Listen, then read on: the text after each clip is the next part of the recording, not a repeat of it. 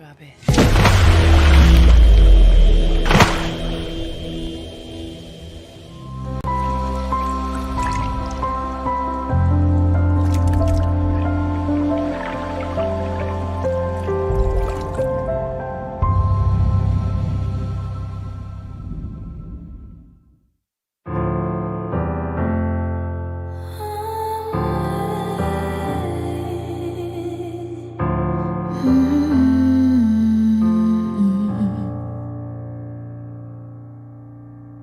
It's a little bit crazy.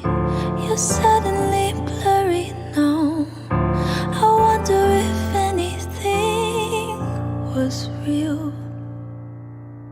All our history's hazy, like driving in the pouring rain. Are we in too deep to heal?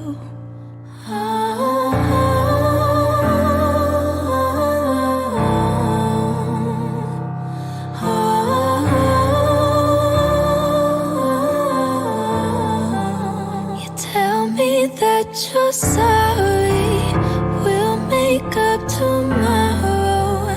Tell me everything you know I wanna hear. I'm trying to be open, but that window is closing. And either way, I need to make it clear before we're leaving here.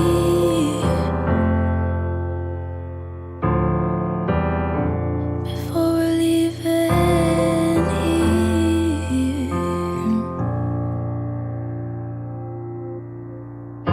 I know it ain't easy, but there's something left to hold on to. We can work it through, you don't have to go. There's a future here with me. We'll find the light in a clouded room.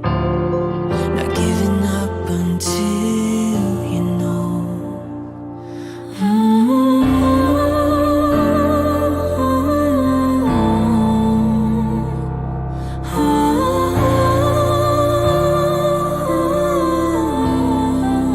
You tell me that you're sorry, we'll make up tomorrow.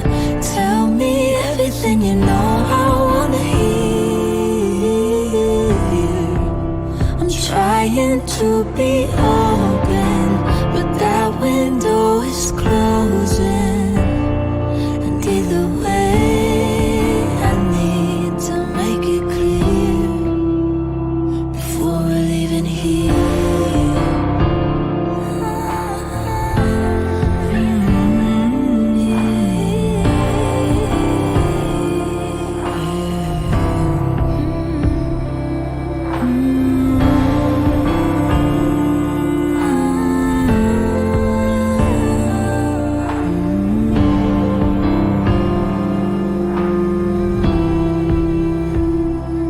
Either way, I need to make it clear before we're leaving here.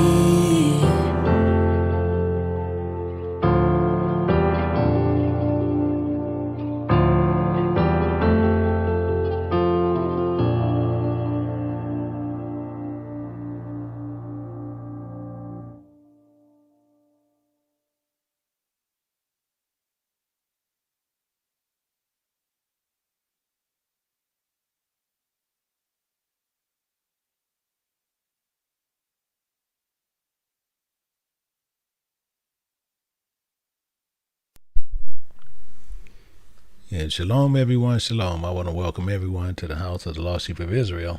I'm Elder Michael Johnson, which I will be bringing forth today. Pretty interesting lesson. What love got to do with it?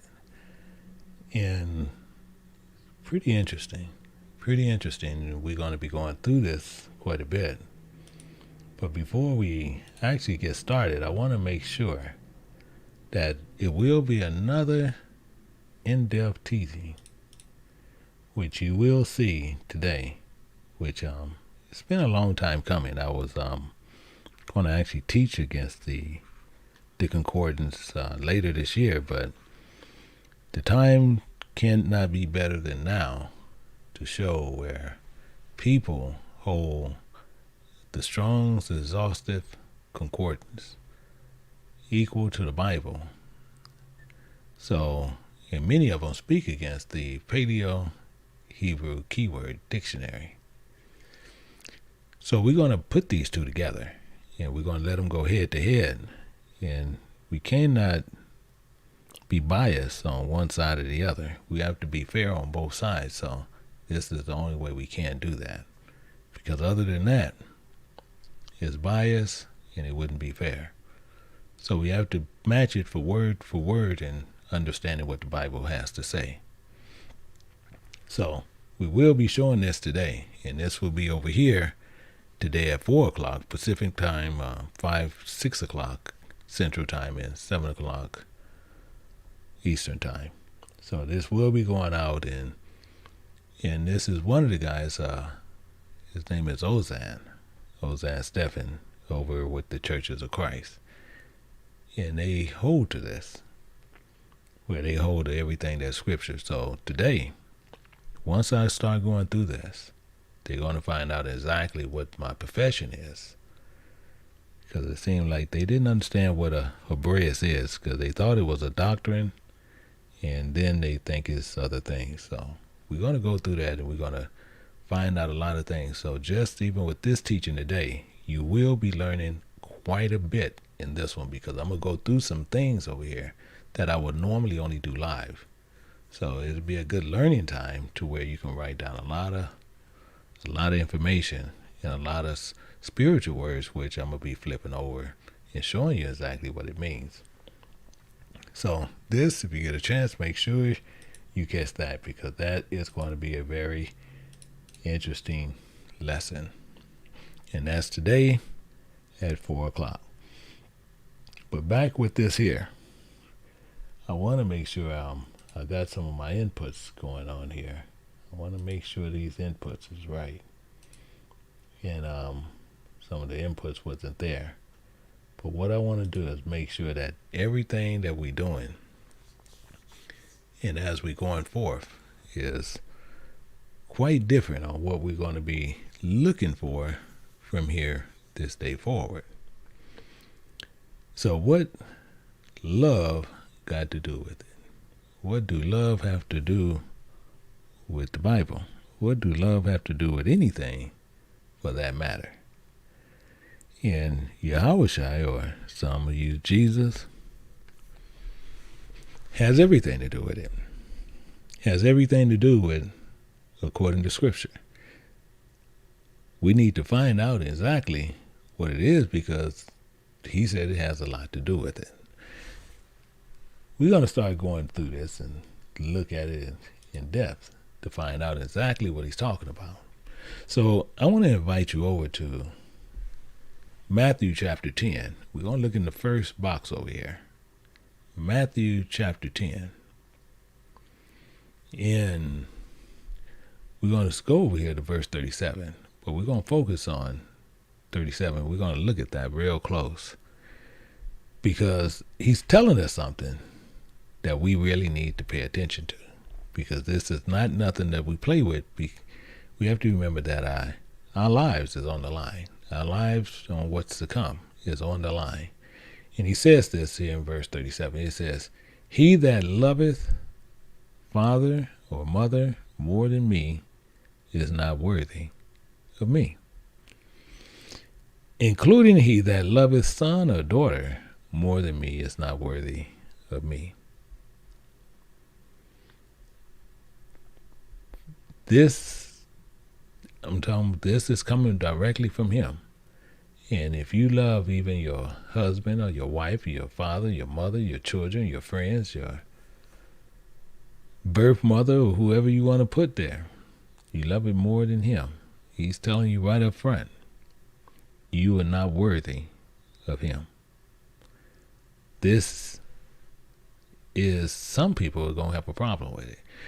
Because as we go through here, we're going to look at this, and we're going to take our time with it. But we want to make sure, you have a very good understanding on what he's saying, and he's dead serious on what he's talking about, because he don't put no games in here. But he's telling us clear. If you love father or mother more than me, it's not worthy of me. And some people use that as a catchphrase and just as a cliche, just to tell other people, hey, I love God, I love God, I love God, and actually don't love him. They just doing lip service. So if you or any of them love Christ less than you love your mother or father, you're not worthy of him. We want to show you something. We're going to look at Sirach in the second panel. Let's go to the second panel. We're going to look over here in Sirach. We're going to go to chapter 4. We're going to look at verse 10. He actually, where Yahushua actually pulling this from, he's actually going to repeat this. It says, be as a father unto the fatherless, including instead in replacement of a husband, because that's all instead mean, in replacement of a husband unto their mother, so shall thou be, comparing the Son of the Most High. And he should love thee more. He should love thee more than thy mother doeth. It's a statement been sitting here. And it sits here to where we really want to understand what's happening. See, the same statement that Yahushua made is the same statement we see here. And including the replacement of the husband, but the son, the servant of the Most High. So love of the Most High. We have to love him more than our own mother.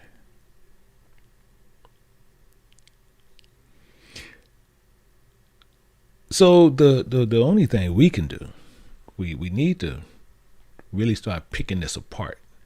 Because if we have to love him more than we love our mother and father, our children, our wives, our husband, we need to clearly understand what this means. It's a fair statement, you know. And he won't get mad because it's a fair statement. So why must?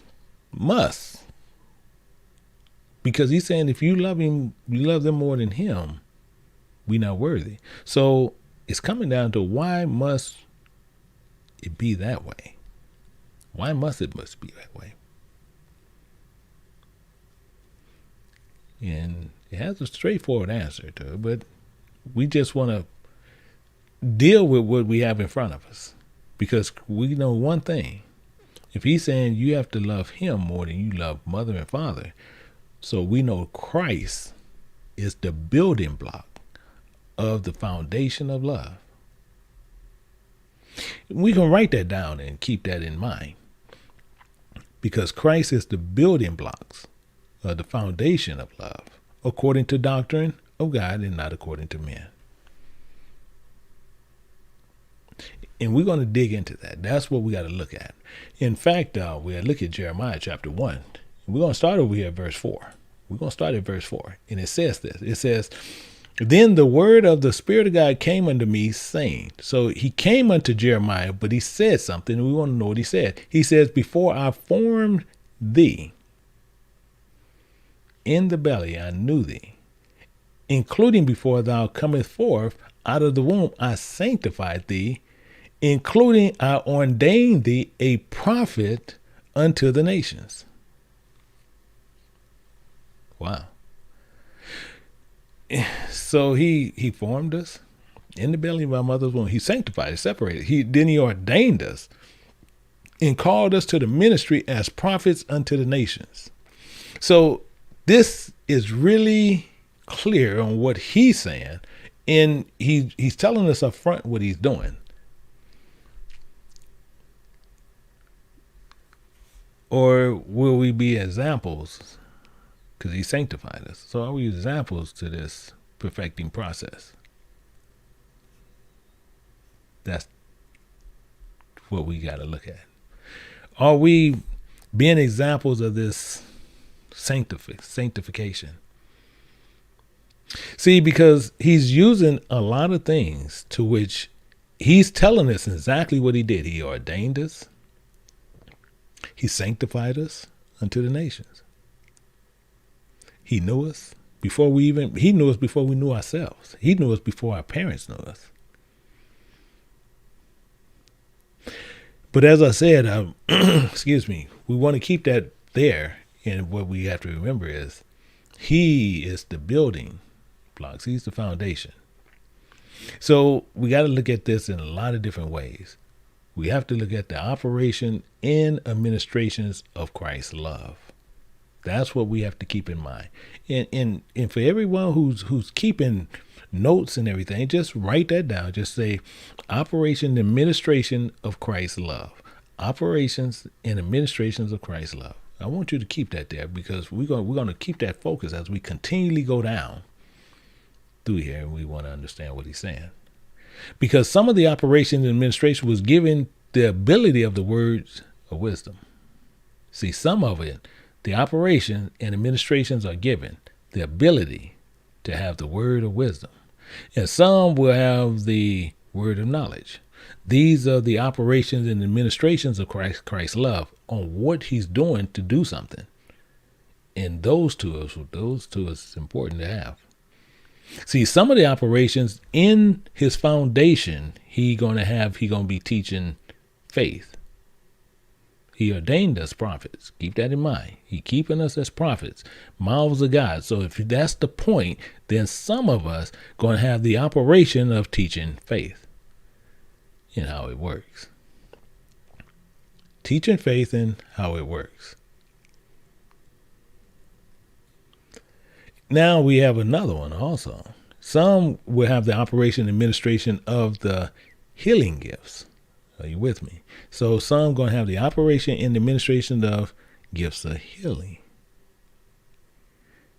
Meaning one can be blind and lame, but learning the gifts come with knowledge and wisdom can actually make the blind see and make the lame walk. The operations of the administration on how Christ setting up his foundation of love. See, some have the operation or the administration of miracles. For example, even bringing back the dead, casting out devils and turning rivers red and walking on water. Think about that. And these things is all true. Because we know we can go in scripture and pull everything that we're talking about. Some will have the operation of prophecy. Because a lot of people lie on gifts of having these operations, but they lie saying they have it. But that's why he always have a key in there, because with the operations of administrations, with the wisdom and the knowledge comes the operation of discerning the spirits. And you can find out what's right and what's wrong. See, another operation in administration for perfecting of the saints. You got to remember, we're perfecting saints. So for that perfecting, some have diverse tongues. Not babble, but it's talking about various meanings, simple parables, and having multiple meanings. He even shows you how to have dark speeches, and he tells you what these are. And you can know them through those operations of administrations.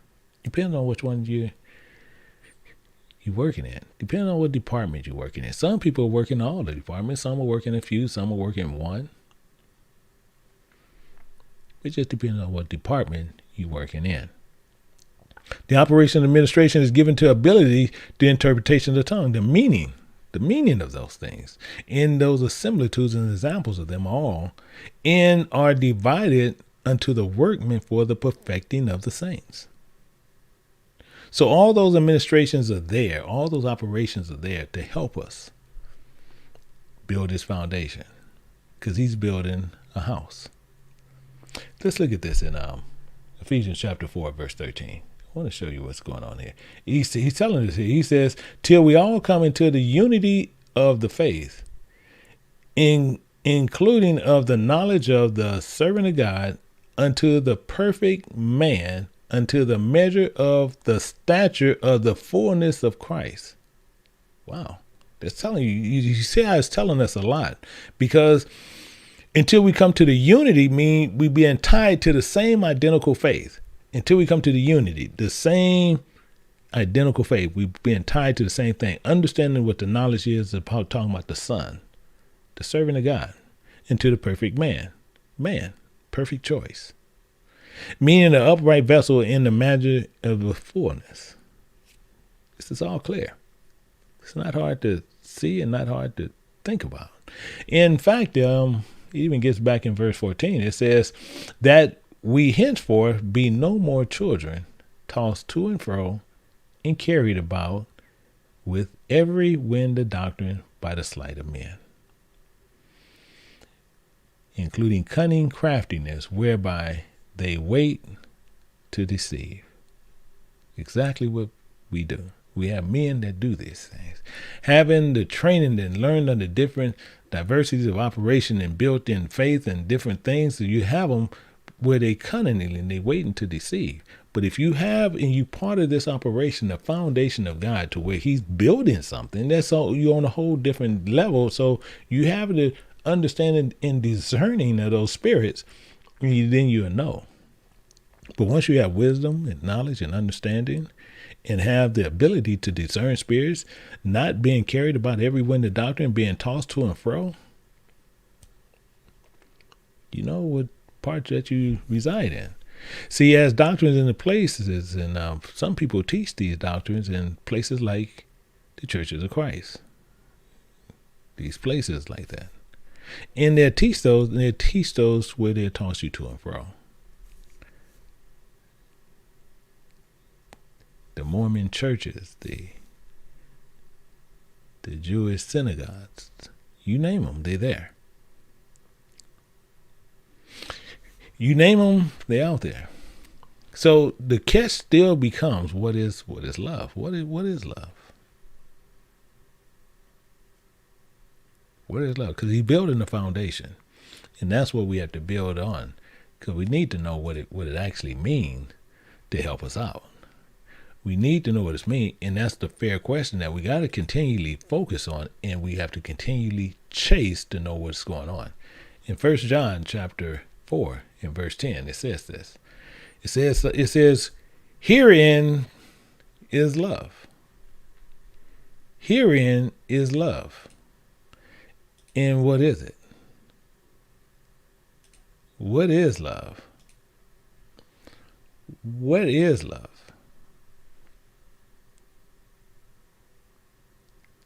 And we want to know what that means. We want to know what it's talking about.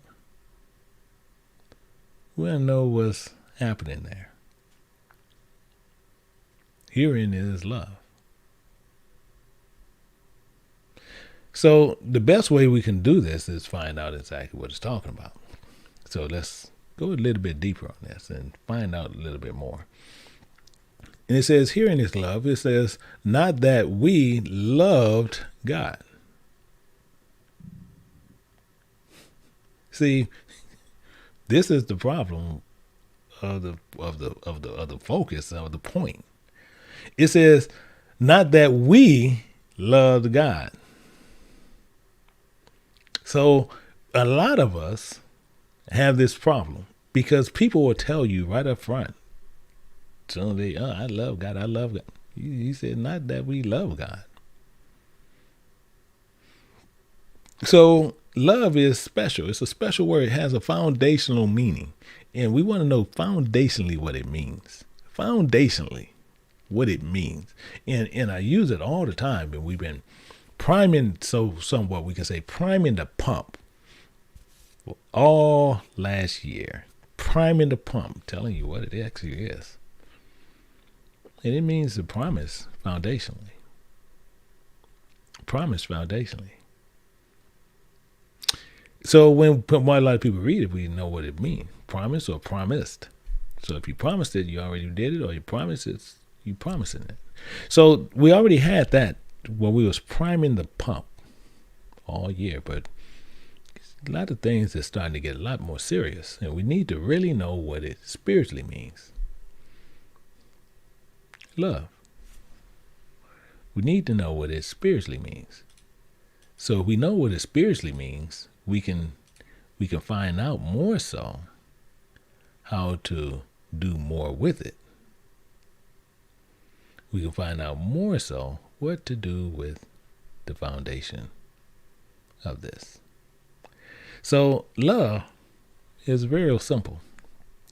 Love has a spiritual meaning. We need to know what it means. So spiritually means trust. Love spiritually means trust. Now let's look at this. Let's look at something. We're going to look at verse 10. It says, herein is love. It says not that we loved God, but he loved us and sent his son to be a propitiation for our sins. You see how that works out. So meaning this. He put trust in us, but it appears and make us appear more shady. We appear way more shady. In fact, let me show you something here. Let me show you something a little bit here to where we can get a little bit more. We're gonna get this here, get a little bit more, and we're gonna see here. Let's go down here, and we're gonna look at Psalms, and we're gonna go down to Psalms, and we're gonna go to 118, and we're gonna look at verse 8. And it's telling you right here, it's going to tell you right up here exactly what it's talking about. In verse 8, it says, it is better to trust in the Spirit of God than to put confidence in man. Exactly the point. So we know we have to put trust, which is love, which is the spiritual side of that, to understand what it means. So, and he's telling you, it's better to put trust in the Spirit of God than to put confidence in man. And the reason he says this is he's making a point to where we got to find out through his precepts, because the point he's making is really clear. So we have to put trust in him for a certain reason. And he's saying to put confidence in man, a man to do something else, which it tells us right in Numbers 23 verse 19. It says, God is not a man that he should lie. Excuse me. So God is not a man that he should lie. And neither the son of man that he should remember. Have he said, and shall not he do it? Or has he spoken and not make it good? You see the clarity there.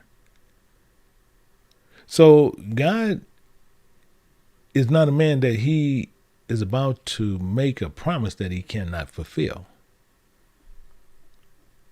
Because if you put your trust in him and then you loving God, is a whole nother issue, because we did not love God. You following the point? The reason why that point is being made is still over here. It says, herein is love that we not, see, because it's telling you right here, not that we love God. Not that we love God. So the problem becomes where people lie to you and tell you that they love God. But telling you right up front, it's telling you not that we trusted God. That's what it's telling you. That's the focus. Not a promise, because we didn't even know he was there. But not that we trusted God. But the point is, that God trusted us and sent his servant to be a propitiation, which is telling us more so here, because this propitiation means the forgiveness of our sins. Interesting, isn't it? This is more interesting than anything, because that was the issue of everything. So he sent him to where we can achieve forgiveness for our sins.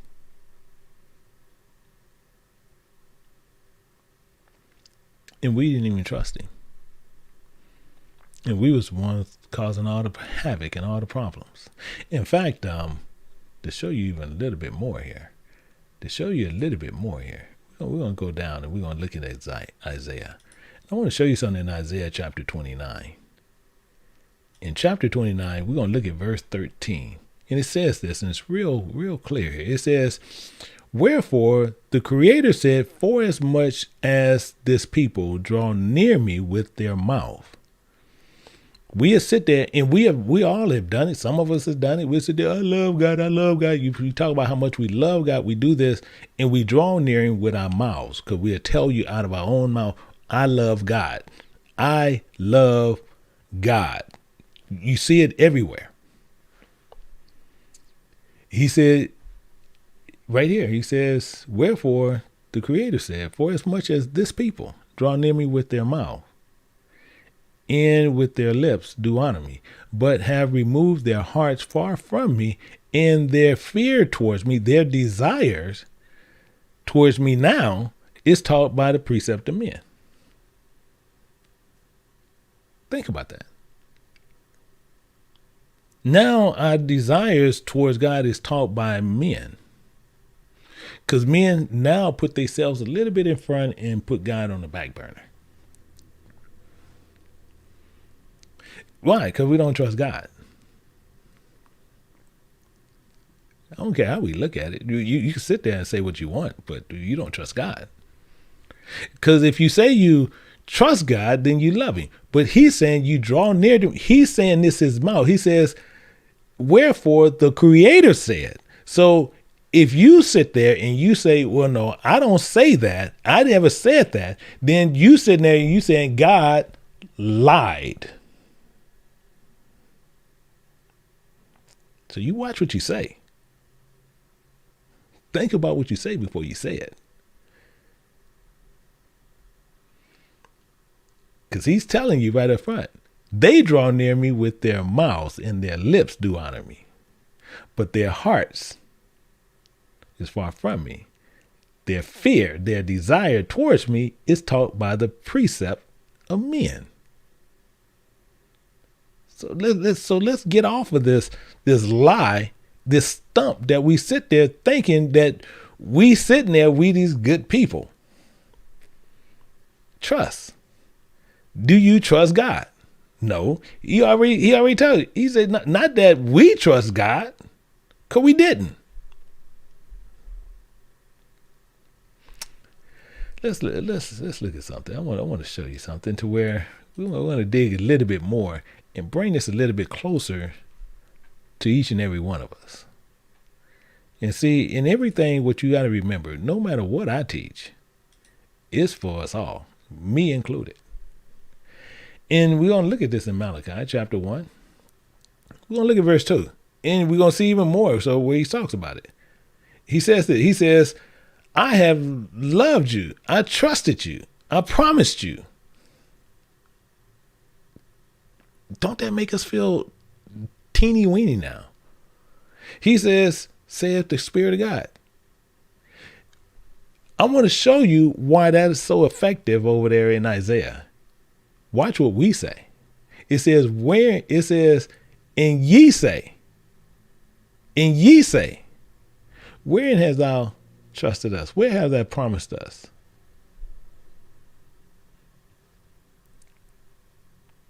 I want you to just think about it. We sit there and he says one thing, and we sit there and we say something else. Are you seeing that? We'll sit there. He say, you draw near me with your mouths and your lips. I get that. But your hearts is far from me, because you're being taught by the way men want you to trust me, and the way men want you to promise me. They're going to tell you, you trust me. Think about this. You trust me. Give me 10% of your money if you trust God. Tell me they don't do it. Tell me they don't do it.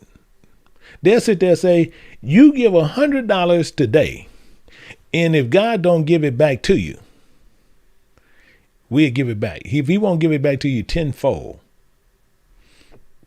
Tell me they don't do that. Because they're giving you a fictitious trust that's taught by the precept of men. Trust God. Give your money. Do you know how many people have given money based on that lie right there? I heard that said many times. They said that because when they want $100 or $50, they'll normally bring that up. They'll say, you trust God, you give God, put in the $100. And if he don't give this back to you tenfold, come back and we'll give it back to you. They teach this. It's taught by the precept of men. So he says this here. He says, I trusted you, said the Spirit of God. And yet we might as well just say we. Wherein hast thou loved us? Wherein has thou loved us? You see what I'm saying? This is where our problem is. This is where our problem is. Even today, people today telling you the same as this. And they don't love them, and they'll tell you because they love them and understanding a man according to the ways of God. And it's not according to God. This is where we missed the boat. So the same as why people saying one thing, they saying one thing and meaning something else. The same reason why people saying they love God with all their hearts and is based on precepts of men. So you sit there and say, I got this park based on the love and trust of the precepts of men. I got this house based on the love and the precepts of men. I got this car based on the love that the precepts of men has taught me. I got this or I got that based on what they taught you on how you are to seek towards God. Name it, claim it. Based on precepts of men. Based on precepts of men. This is why it's so weird that we have fallen for this. It's so strange. Not that we trusted God, because we didn't. We didn't promise. How are we going to promise somebody we don't see? How are we going to trust somebody we don't see? People can be deceived so easily. Because all they have to do is just show it to you. All they have to do is show you something. The one who's the deceiver just have to show you anything. And once they do that, they can deceive you for whatever they want to do. They can deceive you automatically. And once you're deceived, you sitting there thinking you have everything. So this is why I'm saying, when you're being deceived, let's see who's deceiving you. And you'll see this in Luke chapter 4, picking it up at verse 5. It says this.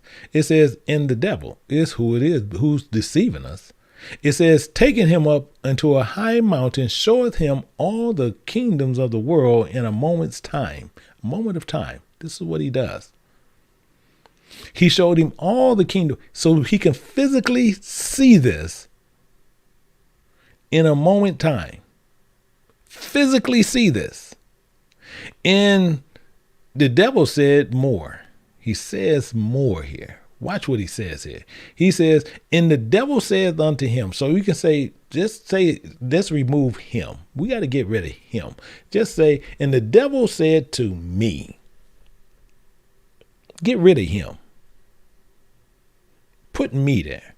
I know they say don't add, don't take away. No, we're not adding or taking away, because we all are presented with this, and God will look over that. And we know we just sitting there saying, and the God said unto me, each and every one of us, all this power will I give to thee, including the glory of them, for that is delivered unto me, including to whomsoever I will give it. He's saying this to us. But watch what he says. He says, providing thou for that reason, will worship me, all shall be thine. Everything you see. So this is the problem. This is why I say we have this issue. And this is why we kind of just walking through this to really understand how Satan works and why we can get in a lot of trouble.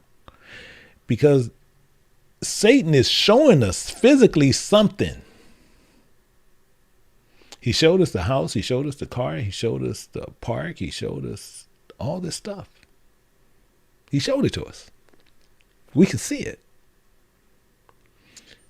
So I want you to keep something in your pocket. I want you to keep something in your pocket. And women, you keep it in your purse. And I'm going to show you something to which, as he said, and you don't get rid of this.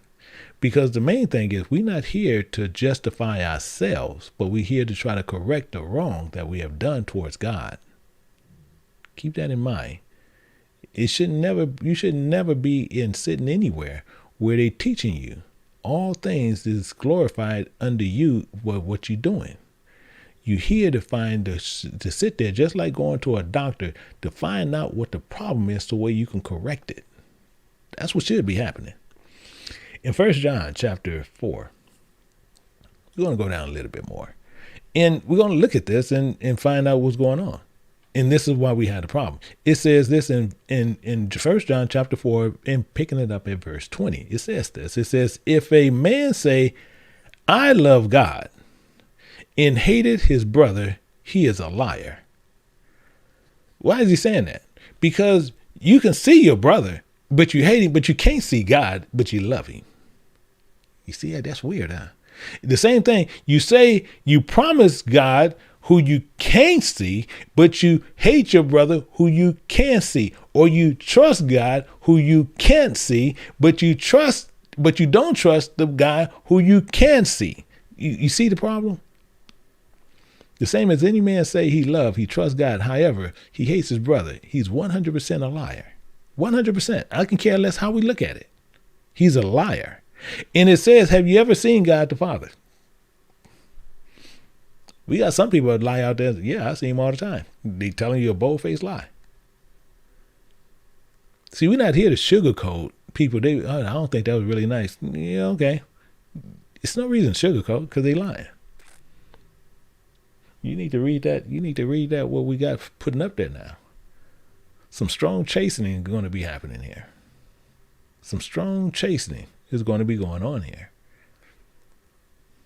Because we got to get right. For a particular reason, we have to make sure we get right. So how can you say you love God and hate your brother who you can see, but you love God who you cannot see? In fact, it gets better. It says, he hated his brother, he is a liar. For he that loveth not his brother whom he has seen, how can he love God whom he hath not seen? So you tell me how you do that. I'd love to know how you do it. Love to know how you guys do this. You're going to sit there and you're going to love someone. You're going to have 100% trust in something you cannot see, but you're going to hate your brother who you can see.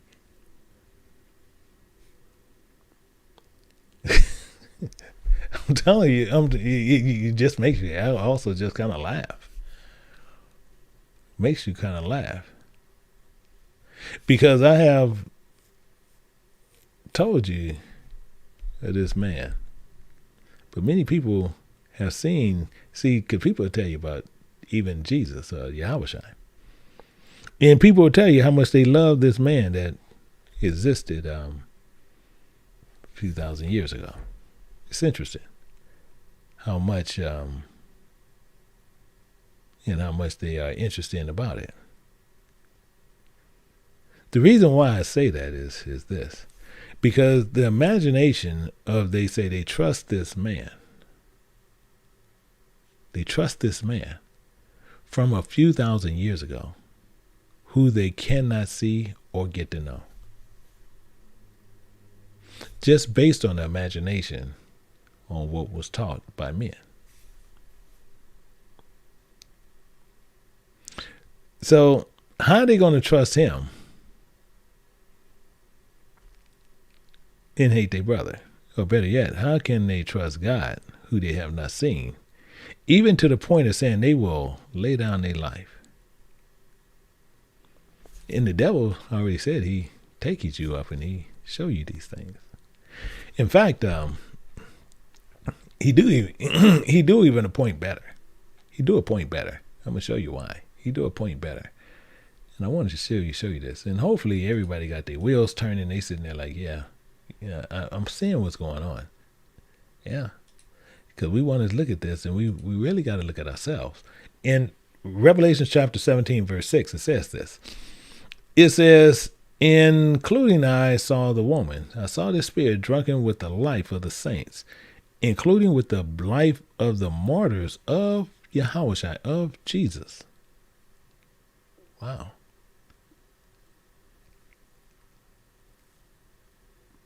And John even said, when I saw her, I wondered with great admiration. He was sitting there, wow, how did this happen?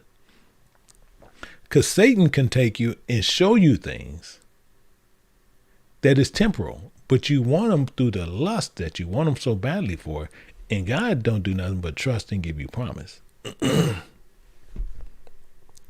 So many of us do become martyrs. Many of us. We become martyrs for this. We become martyrs behind these things.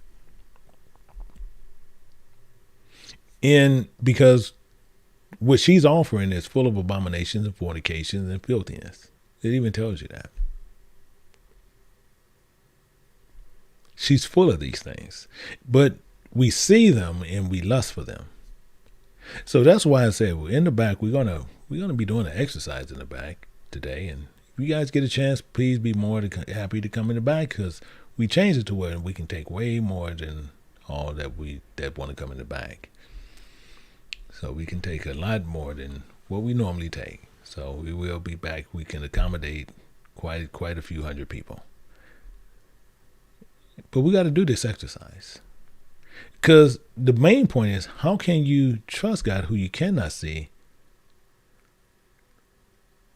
It's weird. But you'd say with your mouth you love God, but you don't trust your mother who you can see. You see how this just flips and plays with what's going on. So if you love your mother and your father more than him, you are not worthy of him, but you cannot see him.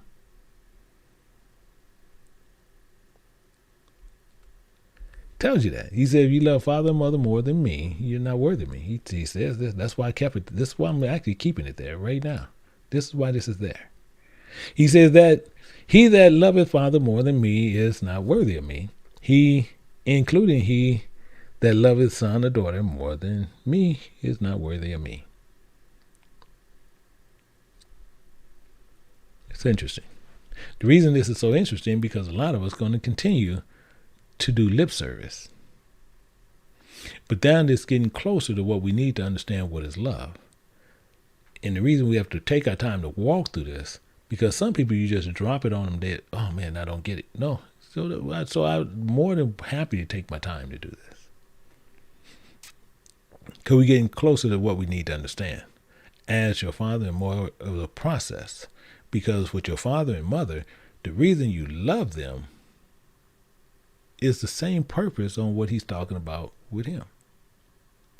See, to look at this, to understand the next part of this, where we can get in this understanding of this exercise. You love your mother and your father from a child. You see them, and you love them. You don't love them to where you're making promises, but you love them for the spiritual side of why you love them. You trust them. You can see a child where you can put them up on some stairs or a high part of a fence or something.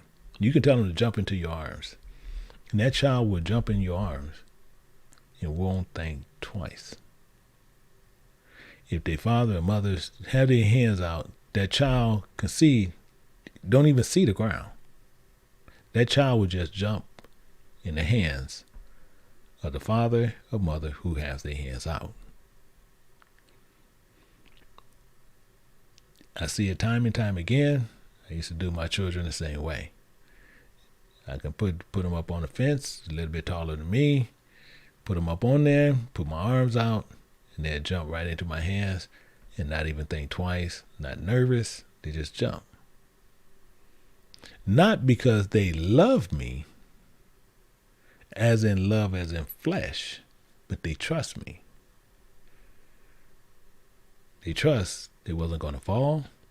They trust that I was going to catch them. They trust every aspect that they knew they were going to be safe. Once they remove themselves from the fence and they come to me, they were safe. The same as each and every one of you. So God is saying the same thing. But we have to learn that, because that's a learning process to trust. If you catch a child, and the same thing, you can get another child that don't know you and put them on the fence and tell them to jump in your arm. And they probably won't do it. They're going to look around. They're going to look around. They're going to look all around the dangers. They're going to see danger all the way around them. They don't know you. So since they don't know you, they didn't promise you anything, but they don't trust you. It's a trust problem. So it says this, and we'll look at this here. Well, we just want to understand exactly why he says things the way he says it. And we just really want to understand why Christ speaks the way he do. In Matthew chapter 11, we're going to look at it a little bit more. Chapter 11, verse 29. And it says this. It says, take my yoke upon you and learn of me. See, you have to learn of something to start trusting in it. It's not just you just learn, oh, you have people with it, oh, I love God, I love God, I love God. And they just start running, they love God. Don't know nothing about God. Don't know nothing about Christ. But they'll tell you they love him when they didn't know what love meant. Goes right back to the fence. I just told you. The same as you can take your child, and you can take many things, and you can do many things. That child will trust you blindly. You trust your parent blindly. But then you say that you love God. You trust God. But you don't. Because how are you going to trust something you cannot see? He says, take my yoke upon you and learn of me. He says, for I am meek and lonely in heart, and ye shall find rest unto your souls. See, but you got to trust me. Learn of me. So how can you love something that you can't see and you don't know him? It's the point. Many people will sit there and say, I know God, I know God, I know God, I know God. And as soon as you start and you open up the Bible, and all of a sudden they don't know God. They don't know nothing about God. Because you have to learn of him. That's the point. In fact, we'll put this up here just to make sure we all sitting there on the same page. We're going to go to John in chapter 6. John chapter 6, and we're going to look at verse 45. John 6 and 45. Real interesting piece of text. Real interesting piece of text. And he says that, he says, it is written in the prophets, and they shall be all taught of God. Because you have to trust those men that God sent to you. He says, I will give you pastors according to my desire. They shall feed you with knowledge and understanding. But people have been taught by precepts of men who have their own agenda.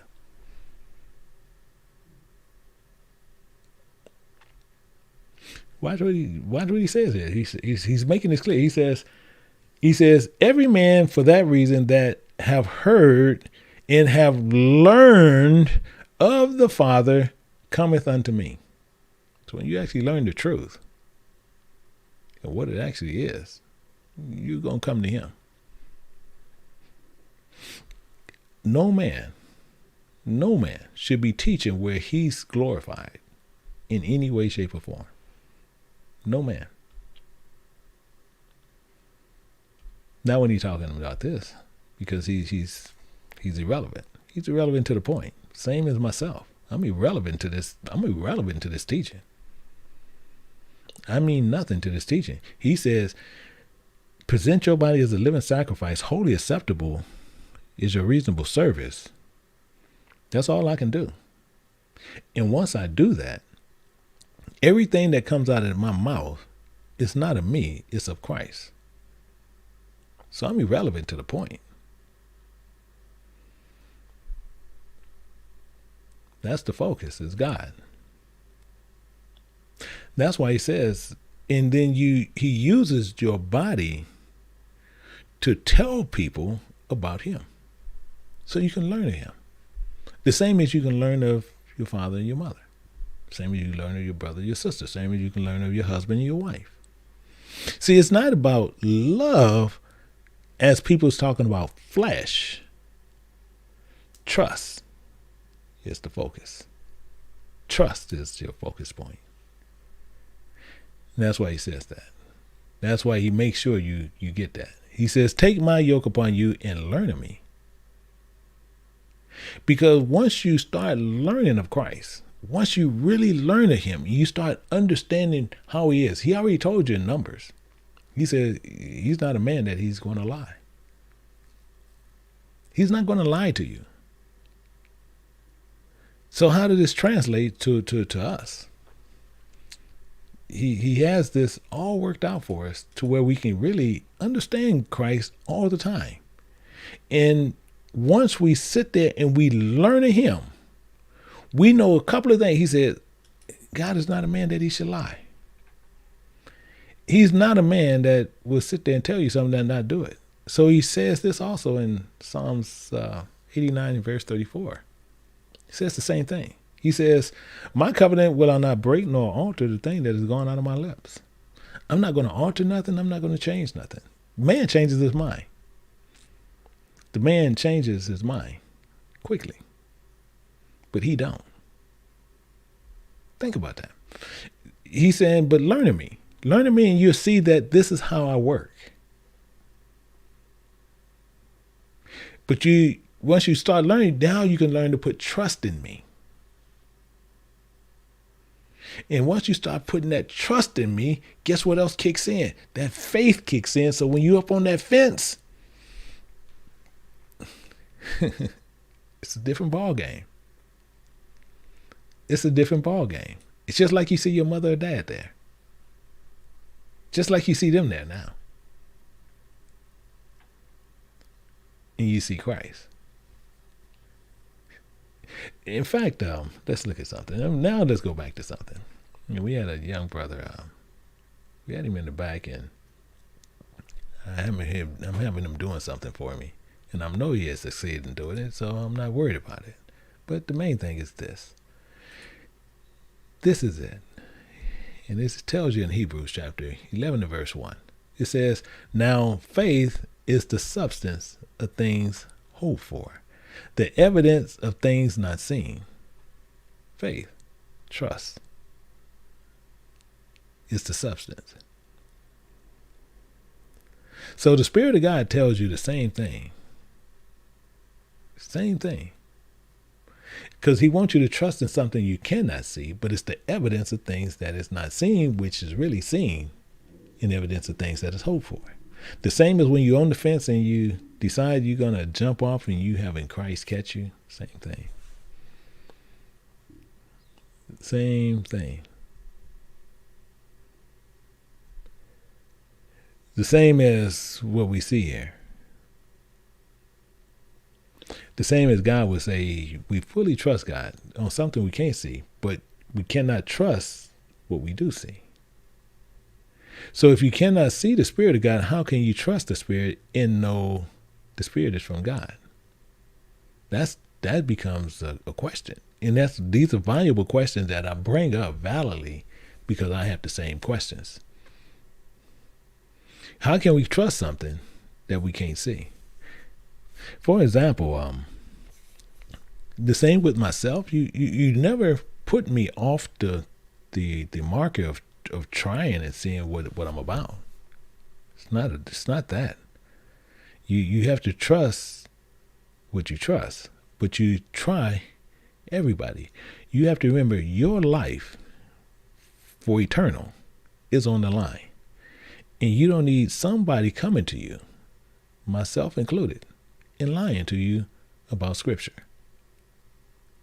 That's crazy. So we need to know how can we trust what he sends? How can we know what he sends? And the same thing you do with children, I talked to Brother Lynn. He tells me about his grandson. He said before he eats anything, he look at it, he smell it, feel on it, check it out. And you have to do the same thing when he sends one. You have to know. You have to have that. Okay, you all right. The reason why I say that, because he tells you the same thing here in 1 John chapter 4, verse 1. It says, beloved, chosen one. It says, believe not every spirit, but try the spirits, whether they are of God. Don't just trust them off the bat. Try them. See how they teach. Try them. See how they roll. See how they running around with these scriptures. As soon as they pump themselves, he's going to tell you, okay, something's going on. Something's happening. Something's not right. Because it says, beloved, believe not every spirit, but try the spirits, whether they are of God, because many false prophets are going out into the world. And they're going to get you to trust in men and tell you how to love God according to the precepts of men. You following me? These are the things that we have to do. So the Spirit of God tells you the same. And just because we do these things, and most people sit there and just trust people just off the whim, it's crazy. It's crazy. So the thing becomes is, people will sit there and say, well, can you pay for love? Really? How? How are you going to pay for love? See, love is a promise. Love is promise. So love is promise. And that's foundationally understanding. But love is trust. And you have to trust in something. Excuse me. And trusting in something is a whole different ballgame. So can you pay for trust? That becomes the question. Meaning this, we're gonna go back to some foundational understanding to get this. We're gonna get this one. To find out what's happening here, we're gonna go back to Jeremiah. And we're gonna look at this for the first time today in Jeremiah chapter 3, verse 15. And he says this, he says, I will give you pastors according to my heart. I'm going to give you pastors according to my heart. That is he going to do? Yeah. It says, which shall feed you with knowledge and understanding to where you can learn of him. So if you're going to put your trust now in God, he's telling you something what you need to do. He said, I'm going to give you pastors according to my heart that will feed you with knowledge and understanding. So you shouldn't have to be paying some man for doing that. Because this promises trust from God. That's why it's so important to watch who you learn from. That's why it's so important when you're having people who exalting themselves. That's why it's so important to learn the precepts of God and not the precepts of men. That's why it's so important to where you understand your covenant better. According to God, not according to man. So God made an even more better covenant. Same covenant, but he made a better one. And we got to look at that even more deeply. He made a first covenant, and we got to understand what's going on there. He made the first covenant, but we got to understand the reason we see something in Jeremiah. The reason we see that. the reason we see some things. And I'm going to show you this the way we can see it. I'm going to show you something to where we can really see it. But I'm going to show you this, and then we're going to start looking at this and start tearing it down. Let's go over here to Deuteronomy. We're going to go over here to the law. And actually, before we do that, I'm going to pull another one up. We're going to go to chapter 18. But the reason why I want to show you this, and we're going to see this there, we're going to go over here to Jeremiah over here also. The reason why I want you to see something, and then we can go back and forth. Because we want to put everything on the table to where you can see and clearly get what's going on. In Jeremiah chapter 31, we're going to go to verse 33. And this is where people, even you have these places, these buildings that they want to call churches. They want to say it got a new covenant out here. But we're going to find out what's going on here. It says, but this shall be the covenant what I will make with the house of Israel after those days. So he's going to tell you something different, said the Lord. I will put my law on the inward parts. But the same thing is when you look at verse 32, it says, actually, let's go up here, verse 31. It says, remember those days, said the Spirit of God, I will make a new covenant with the house of Israel, including with the house of Judah. That's where the bigger issue is. But it's not an issue. We got to find out what the issue is. So I want you to hold that. I want you to keep this. This right here, he says, remember after those days, saith the Spirit of God, I will make a new covenant with the house of Israel, including with the house of Judah. I want you to keep that in mind. Keep it in mind, write it down, pin it, and you hold God to it. Hold him to it. And let's see, is it a new covenant?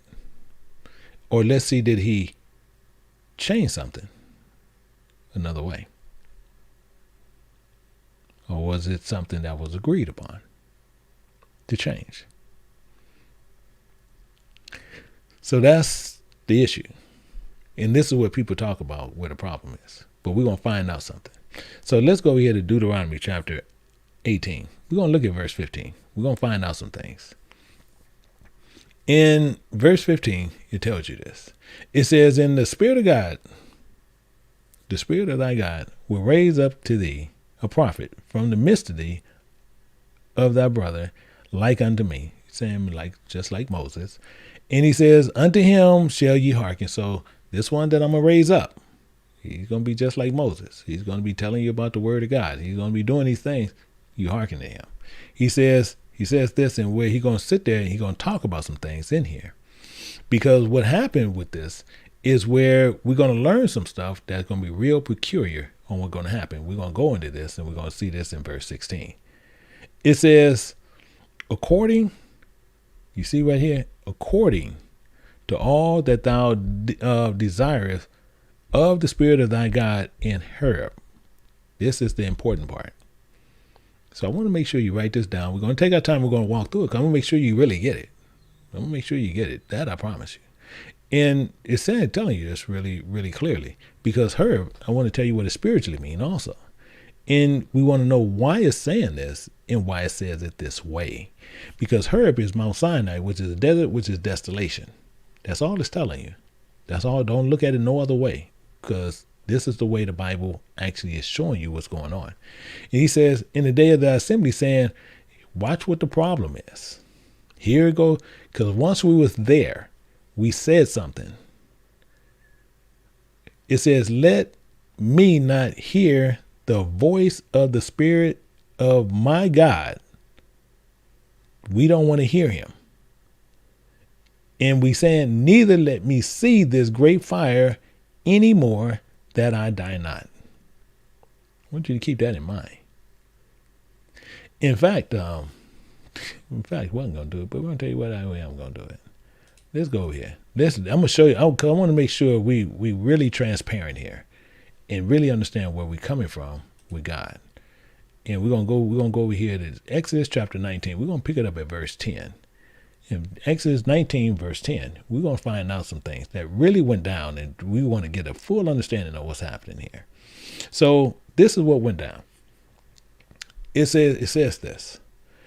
In verse 10, it says, it says, "In the Spirit of God said unto Moses, Go unto the people and sanctify them today, and tomorrow let them wash their clothes." He's telling you what's getting ready to go down. He's telling you what's going down. He says this, "And let them wash their clothes." So you see what's all going on here. You see what's all happening here. But watch what's going to happen when you start seeing what's going on, because he's setting all this up. And he says, "And be ready against the third day. For the third day, the Spirit of God will come down in thy sight of all the people." So he's going to come down, and everybody's going to be able to see what's going on and see who Christ is. And he says, "The people upon Mount Sinai," Mount Herb is what he's actually talking about. Verse 12, "And thou shalt set bounds unto the people round about, saying, Take heed to yourselves, and go ye not up into the mount, or touch the border of it. Whosoever touch the mount shall be surely put to death." You see what's going on here. And Moses was warning everybody about this.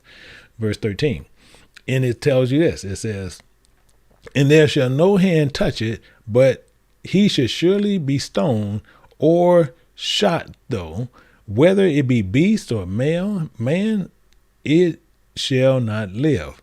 When the trumpet sound long, they shall come up to the mount." That's what he's telling Moses. Now watch what goes on in verse 14. "And Moses went down from the mountain unto the people and sanctified the people. And they washed their clothes." So everybody washing their clothes, everybody getting ready, because Moses telling them, you guys getting ready to meet God. So everybody needs to take care of this. Watch what happens.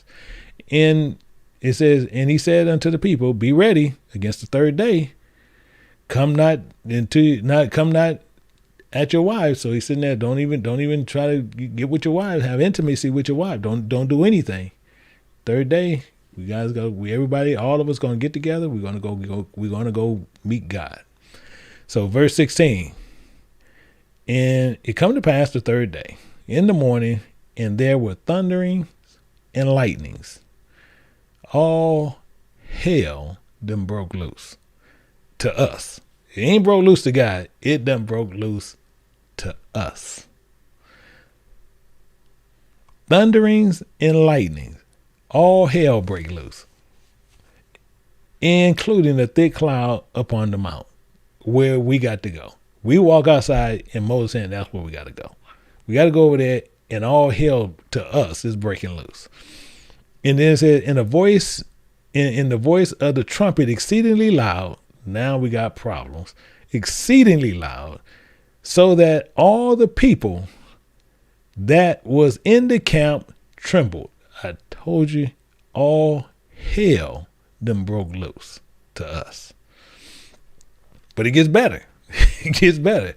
Moses brought forth the people out of the camp to meet with God. Now he gonna tell you, now y'all going to meet this guy. Really. Moses, I gotta go walk my fish. I gotta go walk my fish. I gotta go walk my cat. I gotta go walk something.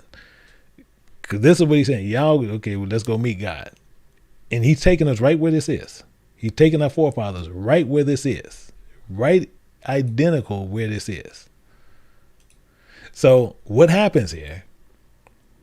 What happens here is this. And Moses brought forth the people out of the camp to meet with God. And they stood at neither part of the mount. And Mount Sinai was all together on one smoke. Problem. But it gets better, because the Spirit of God descended upon it in a fire. And the smoke thereof ascended as the smoke of a furnace. See, I'm telling you, this is the problem on problems to us. It ain't a problem. This is a regular thing for God. He show up. This is how he show up. And we got problems.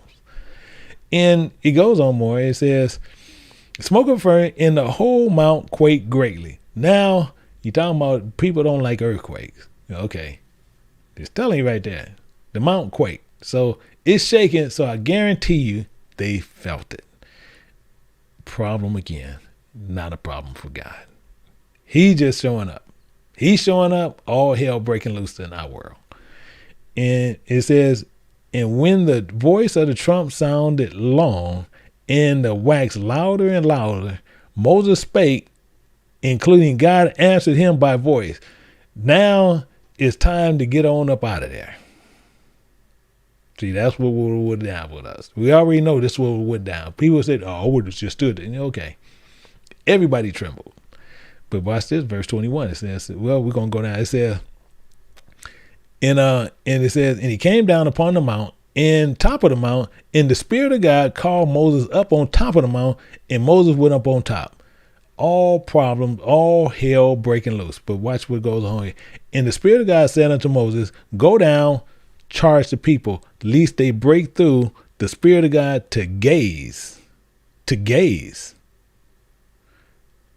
And many of them perish. So gazing ain't talking about you going to try to go up there and try to look. What's going on? Because we got problems. So what happened is this. So this is what was going down. So I just want you to see what was happening. So let's go back over to verse 16. It says, according to all that thou desires of the Spirit of God in earth, that's what. So we seen what happened. That's what would happen. And we're gonna see what goes on. It says, in the assembly saying, let me not hear the voice of the Spirit of my God, neither let us see this great fire anymore, that I die not. That's why it was going down. That was going down. So verse 17 says this. It says, and the Spirit of God said unto me, they have well spoken that which they have spoken. He said, okay, I'm cool with it. Y'all don't want me there. I'm cool with it. I'm good. That's what he's saying. That's what we all know what was going down, what was happening. He was cool with that because we pooping in our pants and urinating in our pants. We done got scared to daylights. We don't want to see him no more. So he said, I'm cool with that. So this is what he says. He says, they well spoken. He says this in verse 18. I will raise them up a prophet. I'm gonna raise up another. I'm gonna put another one still there among their brethren like unto thee. So now I'm gonna put somebody up there like you, Moses. So you let them know. And that's why Moses tell him he's going to raise up another one just like me. And I will put my words. You see what he's saying? I'm going to put my words. Let's look at this. Let's look at this. Because he's telling you everything. And we're going to go to Solomon chapter 18. I just want to make sure we on board on everything. And in Wisdom of Solomon chapter 18, verse 15, it says that Almighty word leaped down out of heaven, out of that royal throne as a fierce man of war into the land in the midst of destruction. And that's what came down. Came down, all hell broke loose. And you see it there. So he's telling them, he says, I'm going to put my words, when it came down in his mouth, and he shall speak unto them all I shall command him. That's why all hell breaks loose.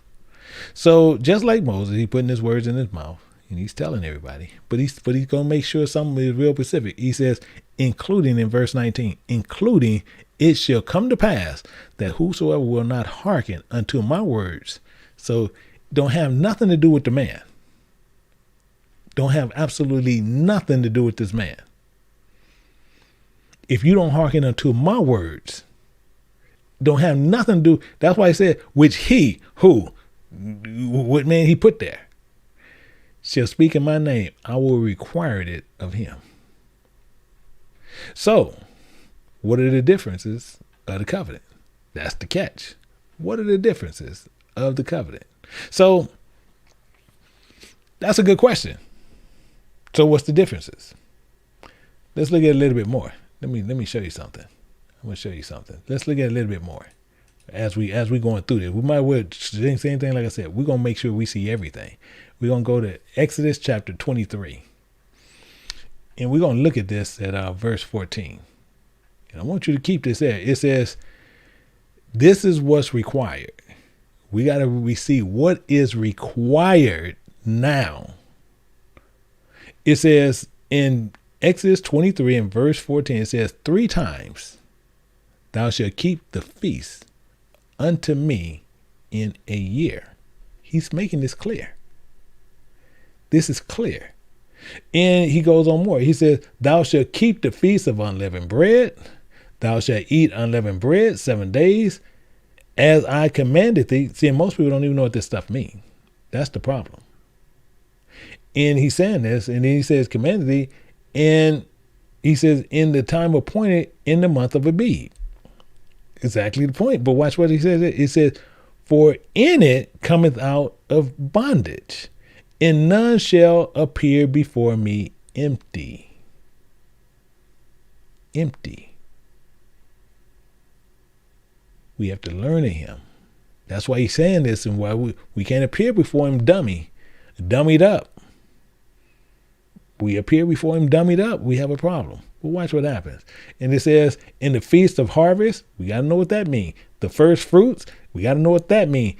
Of thy labors, which thou hast sown in the field, including the feast of ingathering, which thy end of the year, when thou hast gathered in all thy labors out of the field.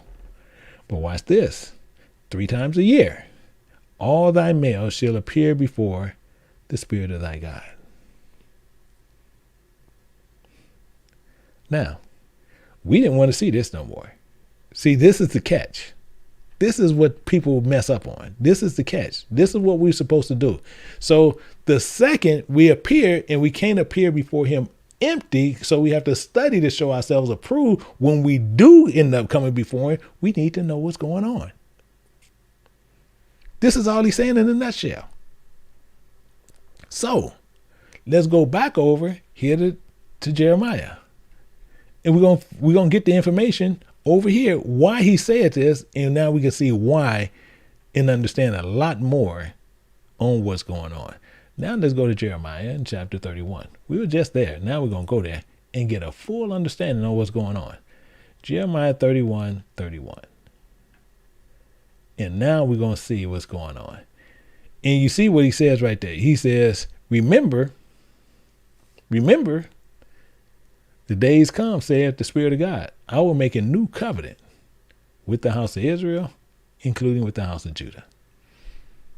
Now we get it. Why? We didn't want to see him no more. We didn't want to hear his voice. We don't want to see him. Scared the hell out of us. He get it. What did he say? They spoke well. No, they spoken well. I'm cool with it. So I'm going to raise up a prophet.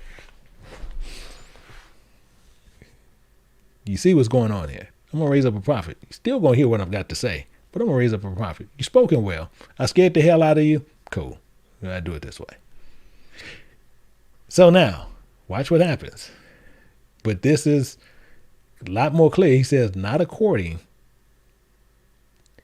to the covenant that I made with their fathers in the day I took them by the hand and brought them out of the land of Egypt. I appeared before them. Ain't doing that because it scared the hell out of you guys. He said, with the covenant they break. The covenant they break, he put a man before you and we still acted a fool.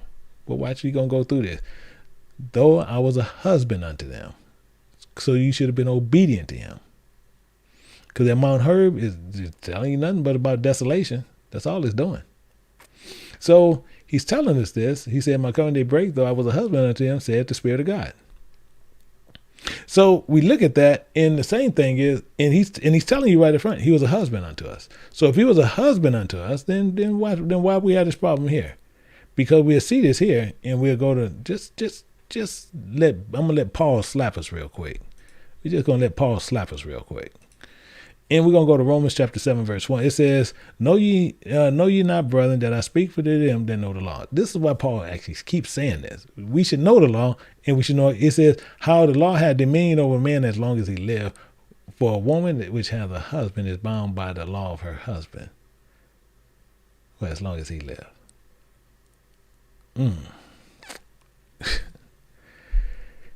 He over here saying, he was a father to us. He was a husband to us. Took them out the land, and I was a husband unto them.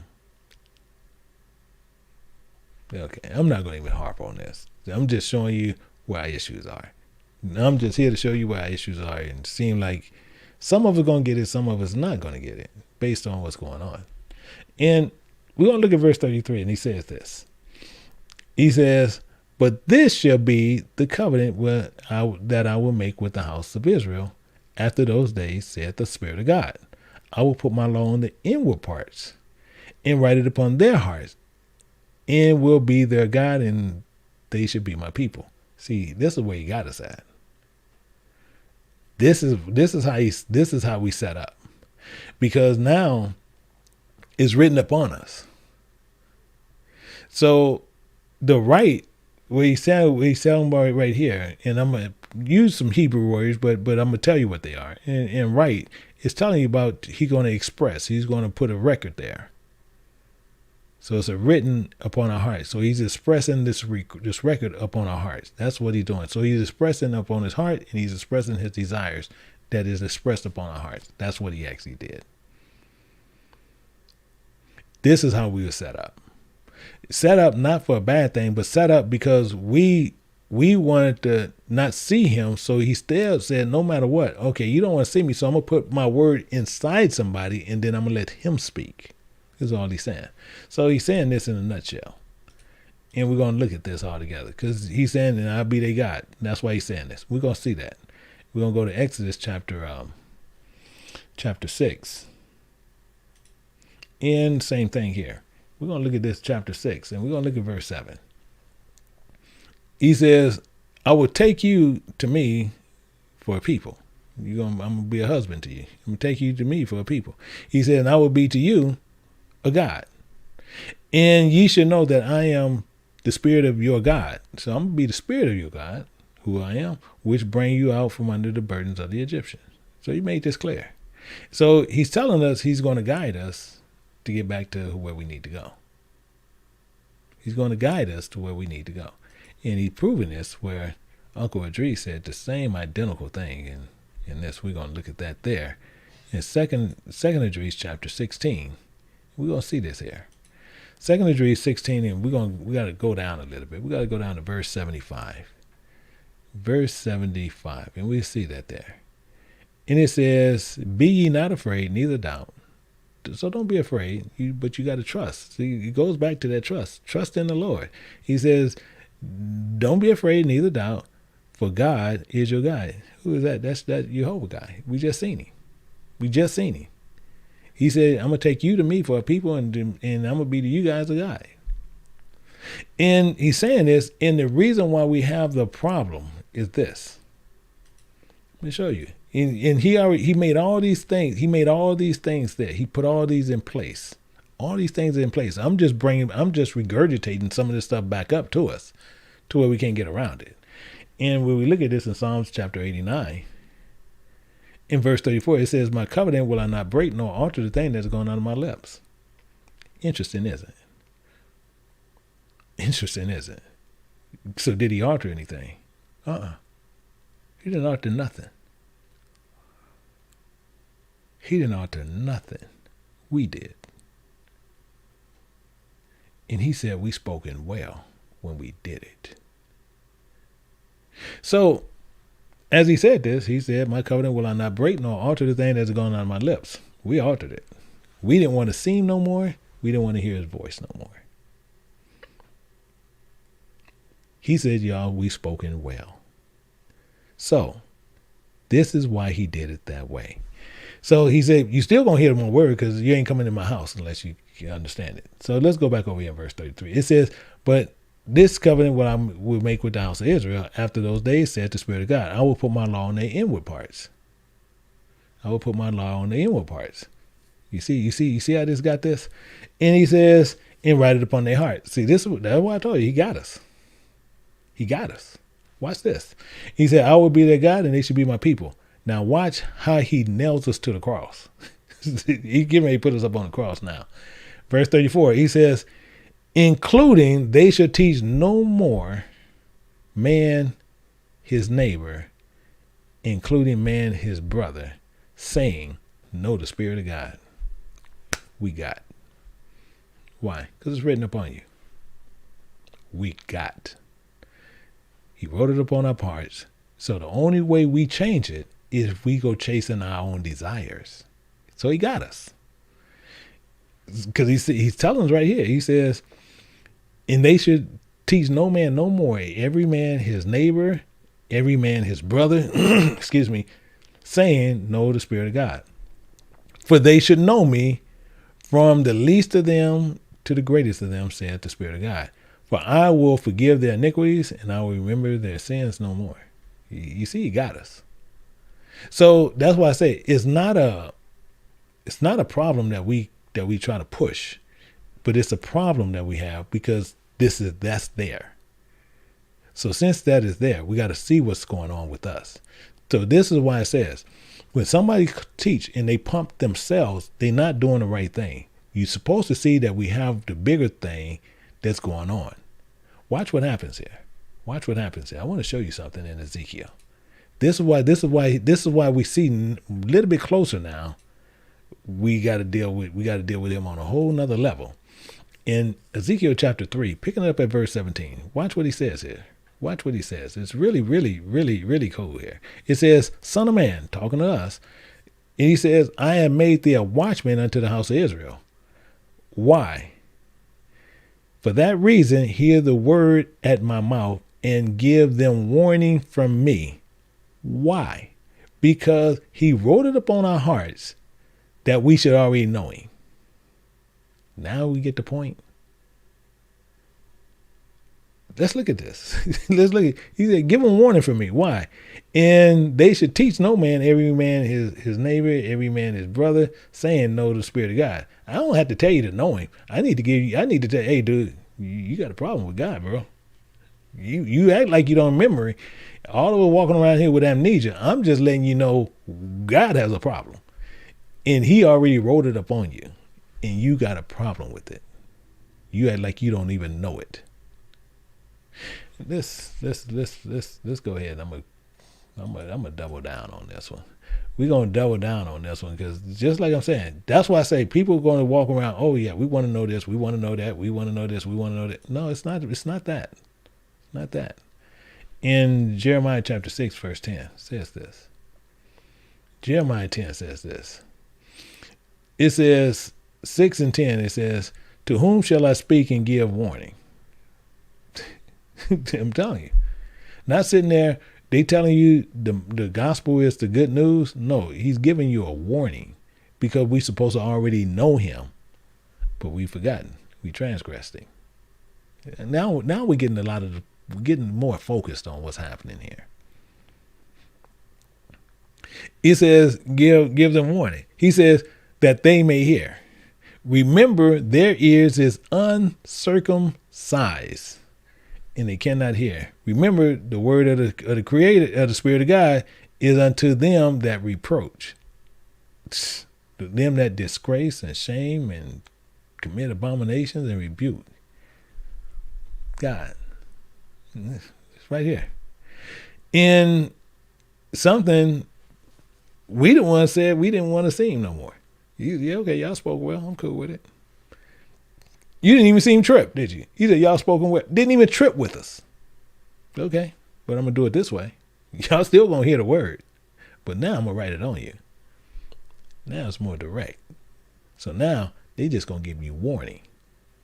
If you need to know more, I'm going to put some pastors out there, according to my heart. They'll feed you with the knowledge and understanding. They're going to give you warning now. Come know me. See, and it comes down to one thing. We the ones altered everything.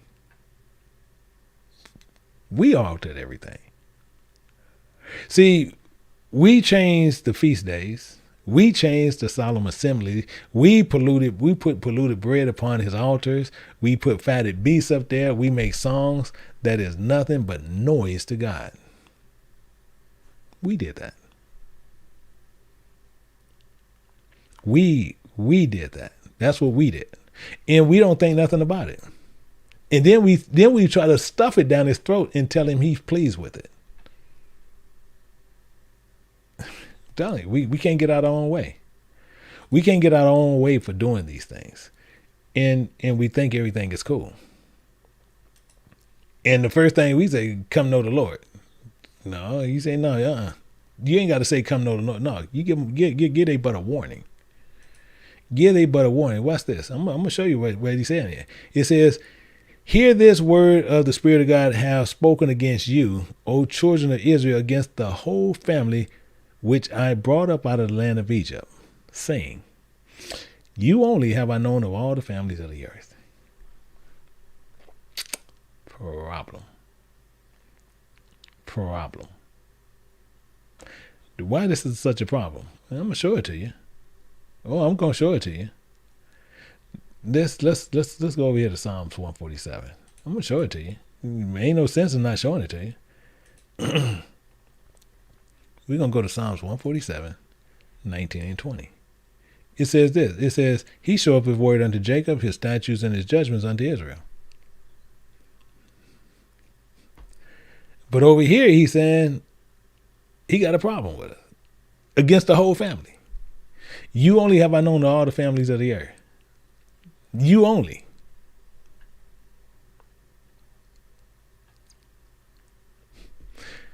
In fact, let's double down on this. You only. Let's double down on this. I know they saying that, man, come on now. No, we got to double down on this. Actually, I'm gonna use this one. We got to double down on this. I can't pass this opportunity up. We got to double down, make sure all of us on the same page. We all got to eat the same cookies. So we're gonna go to 2nd Idris. We're gonna go to chapter 5 and verse 23. You only have I known of all the families of the earth. And that's why we want to walk around, call ourselves all these different names. And we're going to see something what Uncle Idris says. In 2nd Idris chapter 5, picking up at verse 23, it says, "And saith, O Lord, that bearest fruit of every tree, of every wood of the earth, and of all the trees thereof thou hast chosen thee one only vine. You only have I known." So he's giving us the analogy, showing you only us has he known. But we want to sit there, oh, I'm this, oh, I'm that, and no. He says, give them warning. Give them a warning, because they should know better. But watch this, verse 24. It says this. It says, "In all the lands of the whole world, thou hast chosen thee one pit, and of all the flowers there, one lily. Only you have I known of all the families of the earth." Yeah. Told you. It's interesting, ain't it? You only have I known. He giveth his word unto Jacob, his statutes and his judgments to Israel.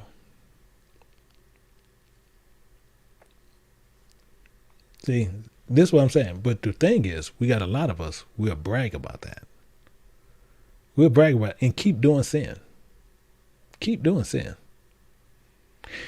But he gets more. It says this. It says in verse 25. It says this here. It says, "In all the depths of the sea, thou hast filled thee one river, and of all the built cities, thou hast hollowed Zion unto thyself."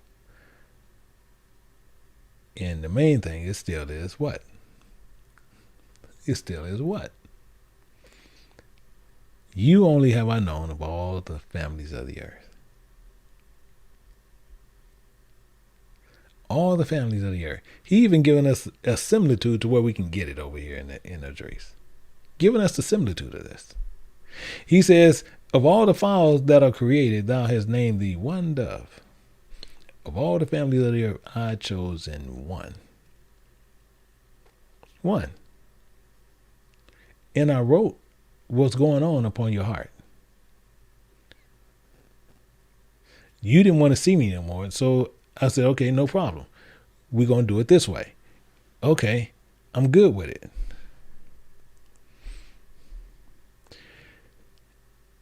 And of all the cattle that are made, thou hast provided one sheep.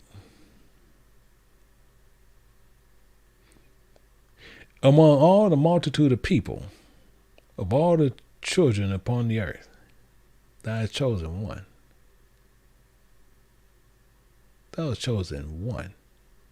And he says, "And I have gotten to thee one people, and to this people I have loveth, thou givest the law that is proved of all." he had not dealt so, excuse me, with any nation, and as for his doctrines and teaching, they have not known them. Praise ye the Lord.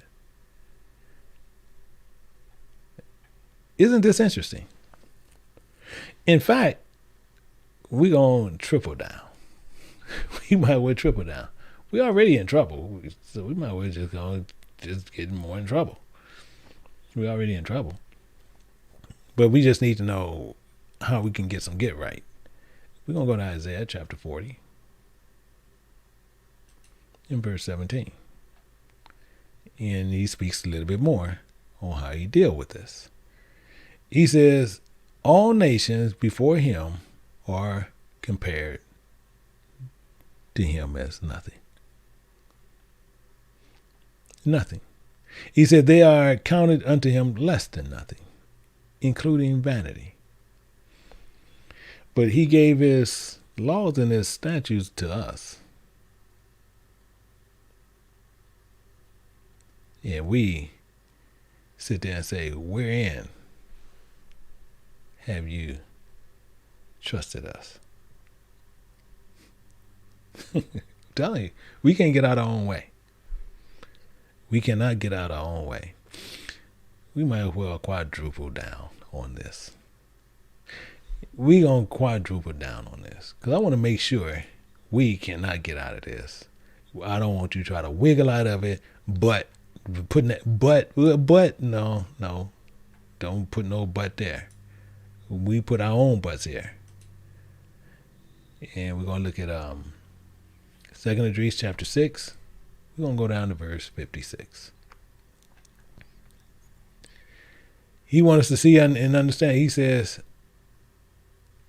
comparing for the other people, which also come about them, thou hast said they are nothing. But like unto spittle, thou hast likened in the abundance of them unto a drop that falleth from a vessel. So he's saying this, and he's saying in verse 52, it says, including now, O Lord, remember these heathens. Okay, wait a minute. Hold up a second. Why we want to sit there and talk about some other people like this? I'm telling you, this is us. But you see what happened. And Uncle Idris saying this. He says, these heathens, remember, Lord, these heathens which have ever been reputed as nothing, these people is like nothing, have begun to be lords, be rulers over us, to devour us. Before you get this spigot, this little gnat out of your eye, you make sure you go get that huge boulder out of yours. See, because the question becomes, because he had this problem. Jeremiah had the same. Actually, we'll go to Jeremiah. Jeremiah had this problem. I won't go to Jeremiah because I want you to see it. Jeremiah had the same problem. Same identical problem. We're going to go to Jeremiah chapter 2 and verse 14. I just want you to see it. I wasn't going to use, but I want you to see it. I want you to see he had the same identical problem. And Jeremiah said that, he says, is Israel a servant? Is Israel a servant? Lord, wait a minute. Lord, every time I turn around, we always in trouble. Is Israel a servant? Is he a homeborn slave? Why is he spoiled? I'm telling you, we can't get out our own way.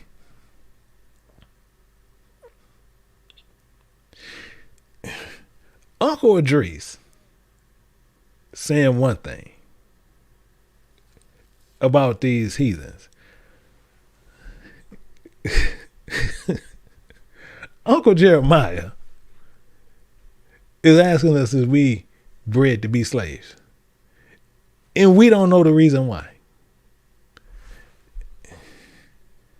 We don't know the reason why. Did not he say, wait a minute. And he already said, and they shall teach no more every man his neighbor, saying, know the Lord. I just want you to keep that in mind. Just keep that in mind. Just keep that in mind. Nothing else, but just keep that in mind. So the question becomes is this. I want to show you something. Just the question becomes is this. I want to show you. We're going to go back to Amos. I just want to show you something real quick, and we're going to look at it. In Amos chapter 3, we're going to go to verse 3. It says, can two walk together except, including they be agreed? Including they be agreed. Can two walk together, including they be agreed?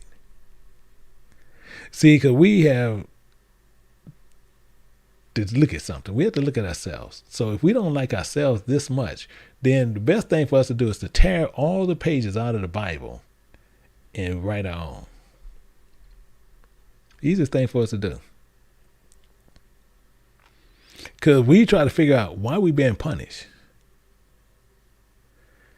And then the biggest part of the problem is we sit there and we asking God, because we don't go through the book. We asking God, why these heathens ruling over us? Why these heathens over us? What did Paul say? I speak to them who knows the law.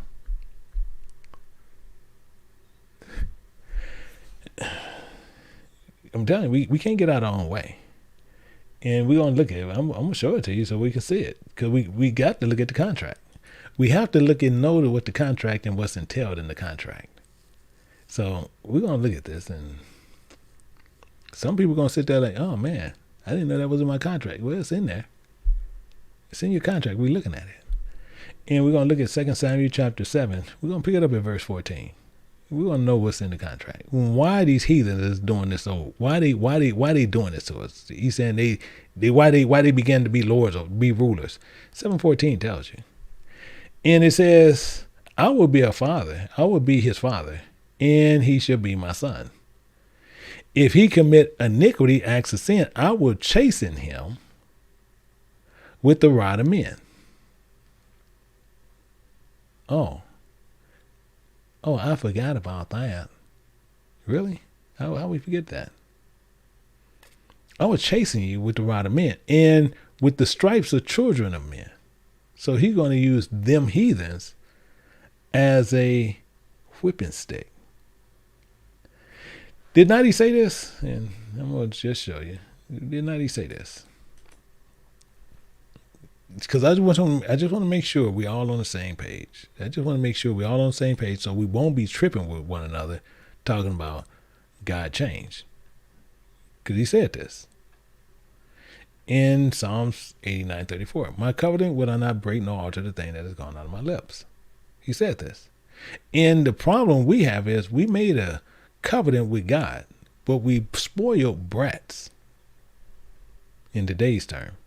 We spoiled brats in today's term.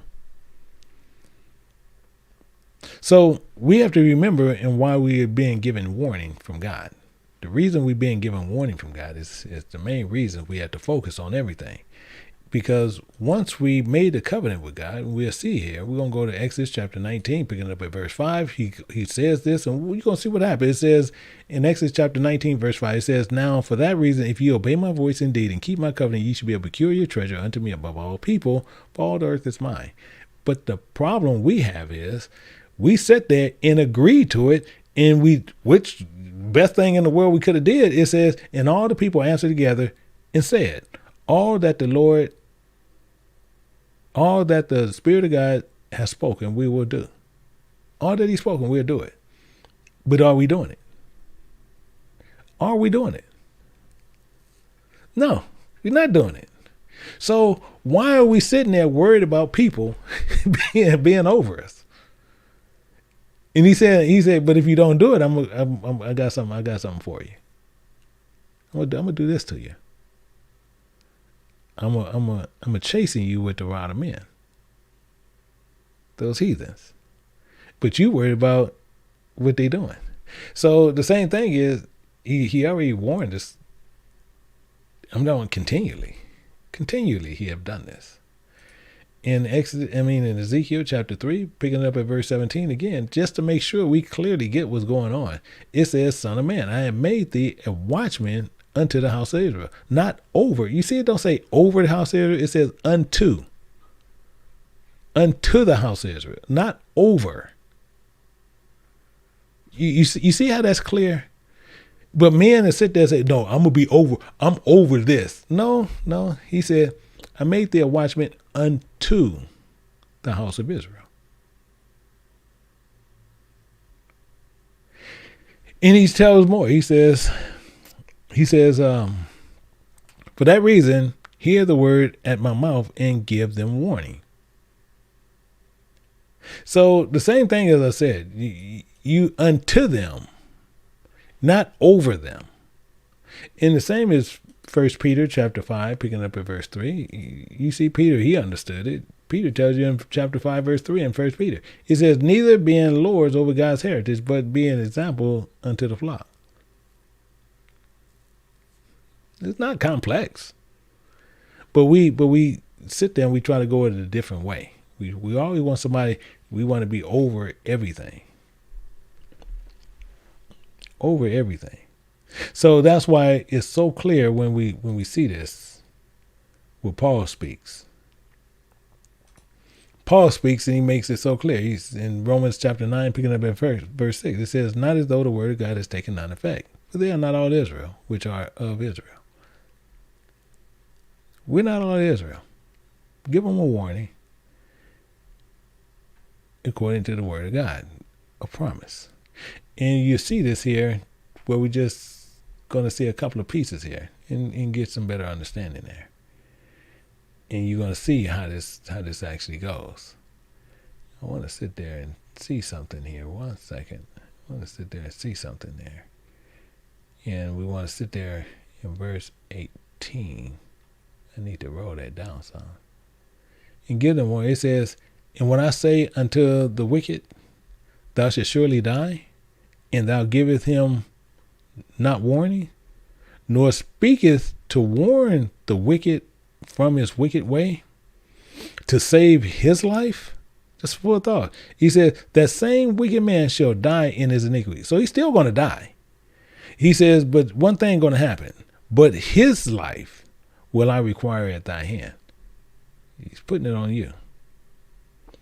Not saying go in there singing kumbaya. Not saying that.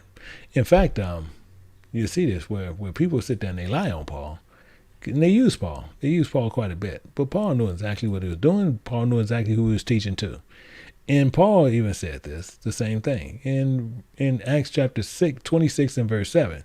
He said this. He says, now I'm standing judged for the hope and promise made of God unto our fathers, unto which promise are 12 tribes, instantly serving God day and night.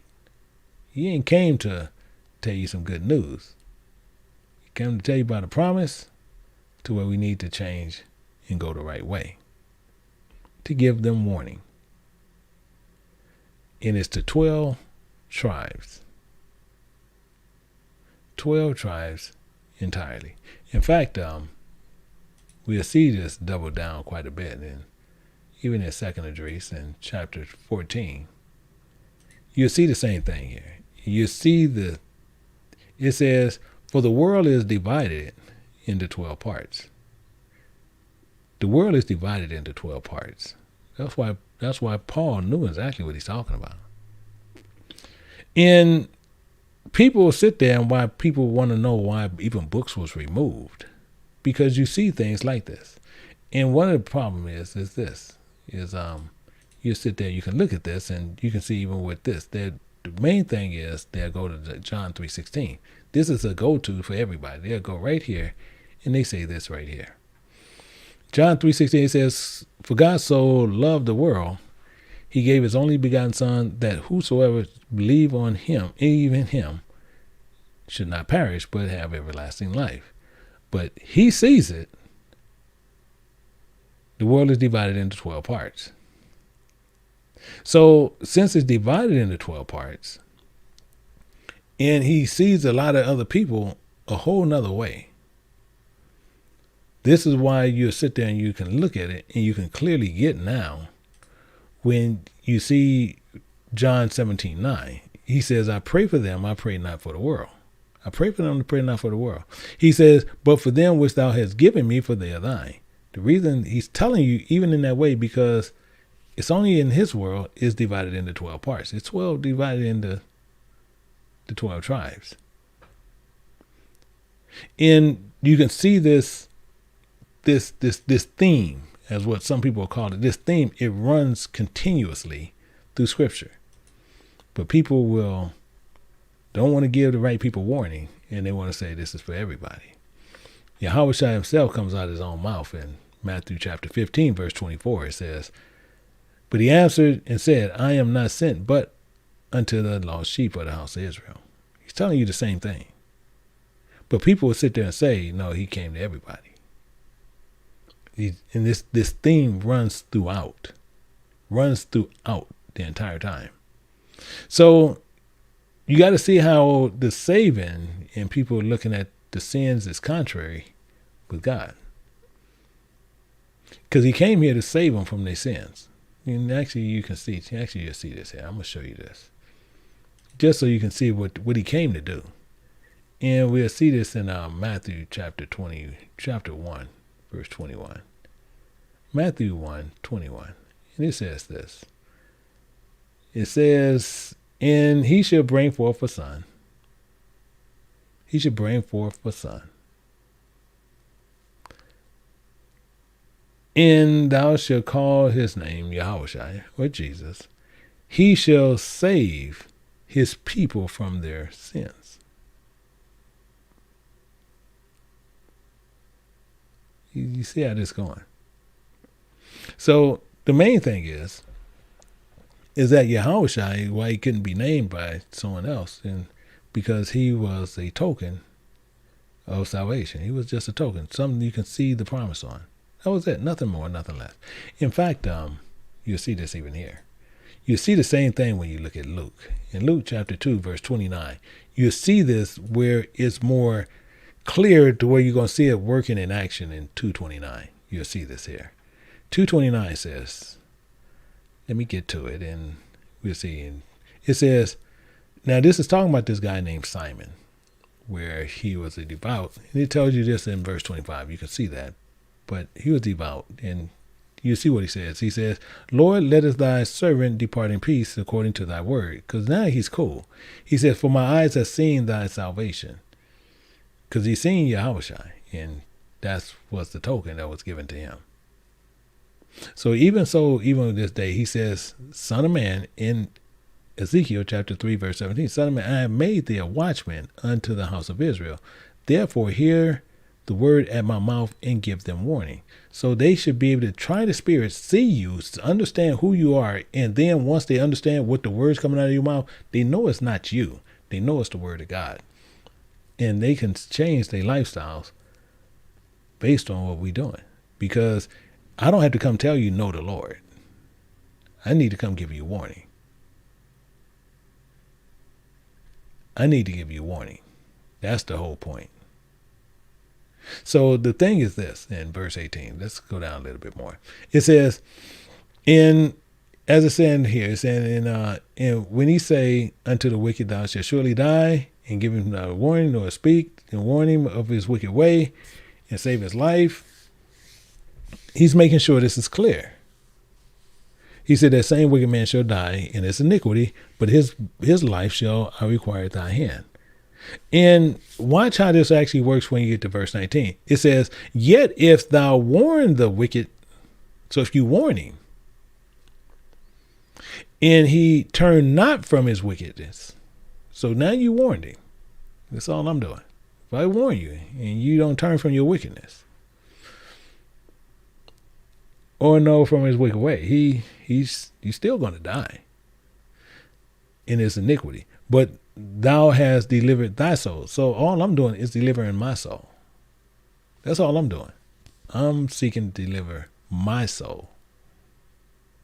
I'm not seeking to deliver yours. I'm seeking to give you warning from God. That's all I'm doing. That's why I even tell people, just look at me as Flavor Flav. Just look at me at Flavor Flav, because that's what I do.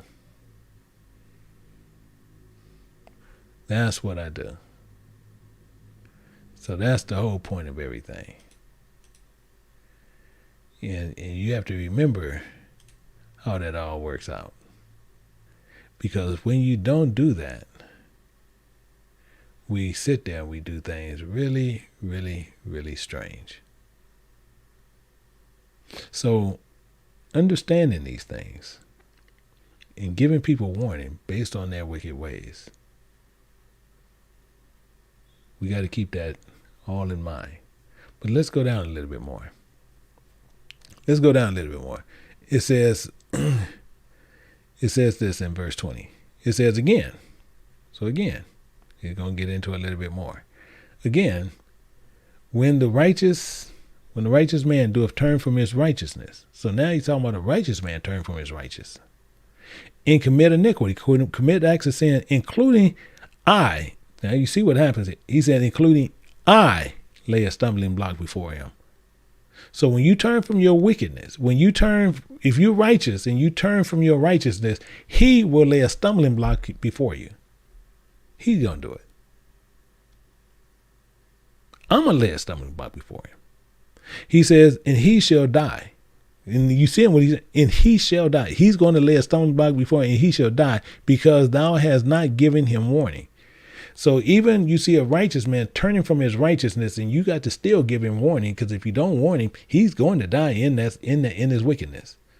But he's going to tell you something more. He said, watch what he says here.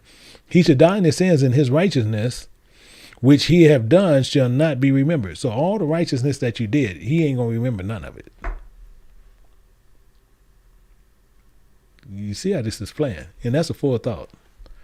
The reason why this is a big problem is we continually thinking we're doing something righteous, we're doing something righteous, and then all of a sudden we turn from it. We start doing our righteousness. He's going to lay a stumbling block there. And once it's there, it's there. So the thing is, and we have to tell them of their unrighteousness. It says, and he has not remembered it. He's not going to remember the righteous that he did. And he says, but his blood will I require at thy hand. So since we still didn't even tell him, he's still going to require it at our hand, because we didn't tell that man who was righteous. Because we have to give him warning. Doesn't matter. That's why he said, don't respect flesh. Why you think he don't? He tell you, don't respect flesh. But people want you to respect people. This is craziness. Let's go down a little bit more. Let's go down to verse 21. It says, nevertheless, if thou warn the righteous man that the righteous sin not, and he doeth not sin, he should surely live, because he is warned. Also, thou hast delivered thy soul. You see, I keep going, but and you delivered your soul, because I was going to get you for it. I was going to nail you for it. So we have to warn people from stop sinning, especially even if they're righteous. You still let them know.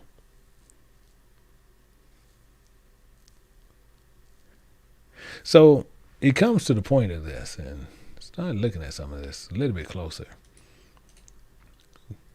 Let's visit Matthew and get a better thought on this. In Matthew chapter 4, in verse 19. So you see how God keeping this promise. You see how God sitting there. He's putting that trust there. He putting his hand out, but we slapping his hand. Pretty much what we're doing. In Matthew chapter 4, picking up at verse 19, and it says, and he said unto them, follow me, and I will make you fishers of men. I will make you fishers of men. Because it's particularly why he's saying it that way. He said, follow me, I'm going to make you fishers of men.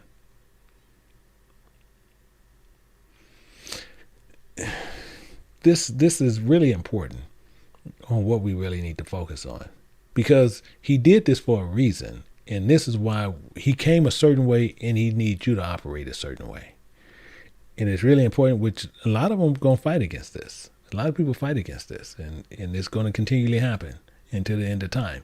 In Hebrews chapter 9, verse 24, excuse me, it makes this clear. It says, for Christ is not entered into holy places made with hands, which are the figures of the truth, but into heaven itself now appear in the presence of God for us. He don't dwell in those places. He don't dwell in buildings. He don't dwell in churches that they made with hands. But they'll tell you it is, because they're teaching you with the precepts of men. They'll tell you with the precepts of men. Because they want you to hold on to something that is not there. And as long as they can get you there in that place, they can get you. They can pump you whatever they want to pump you. They can tell you whatever they want to tell you. And most people will believe it. In Revelation chapter 21, verse 3, it says, and I heard a great voice out of heaven saying, remember, the tabernacle of God is with man, and he will dwell with them, and they shall be his people, including God himself shall be with them and be their God. He's not in a place made with hands. But people will sit there. And me and one of the elders was speaking last night, and same thing. They be in a building called Bima. Called what? What do you call the place? They call it Church of God, Church of Christ. They call it these names. They just call it Bima. It's a high place, which they use this to where they can get people. And it's telling you right up front. You see scripture right here. So even if they say, well, we meet here, it's still telling you, still holding on to something that is not true. But he's sitting in the temple of a place that what you see is a similitude or something that he wants you to see. But he's going to appear to you as something else. And this is why they do that. In 2 Thessalonians chapter 2, looking at verse 4, it says, who opposes and exalts himself above all that is called God. So they can sit in that, they can sit in there. They can do this thing. And opposes and exalts himself above all that is called God. Or that is worship, so that he in the position of God sitteth in the temple of God, showing himself that he is God. This is what he does. And he tells you right up front. He said, remember, I told you, I warned you of these things. I warned you of this stuff.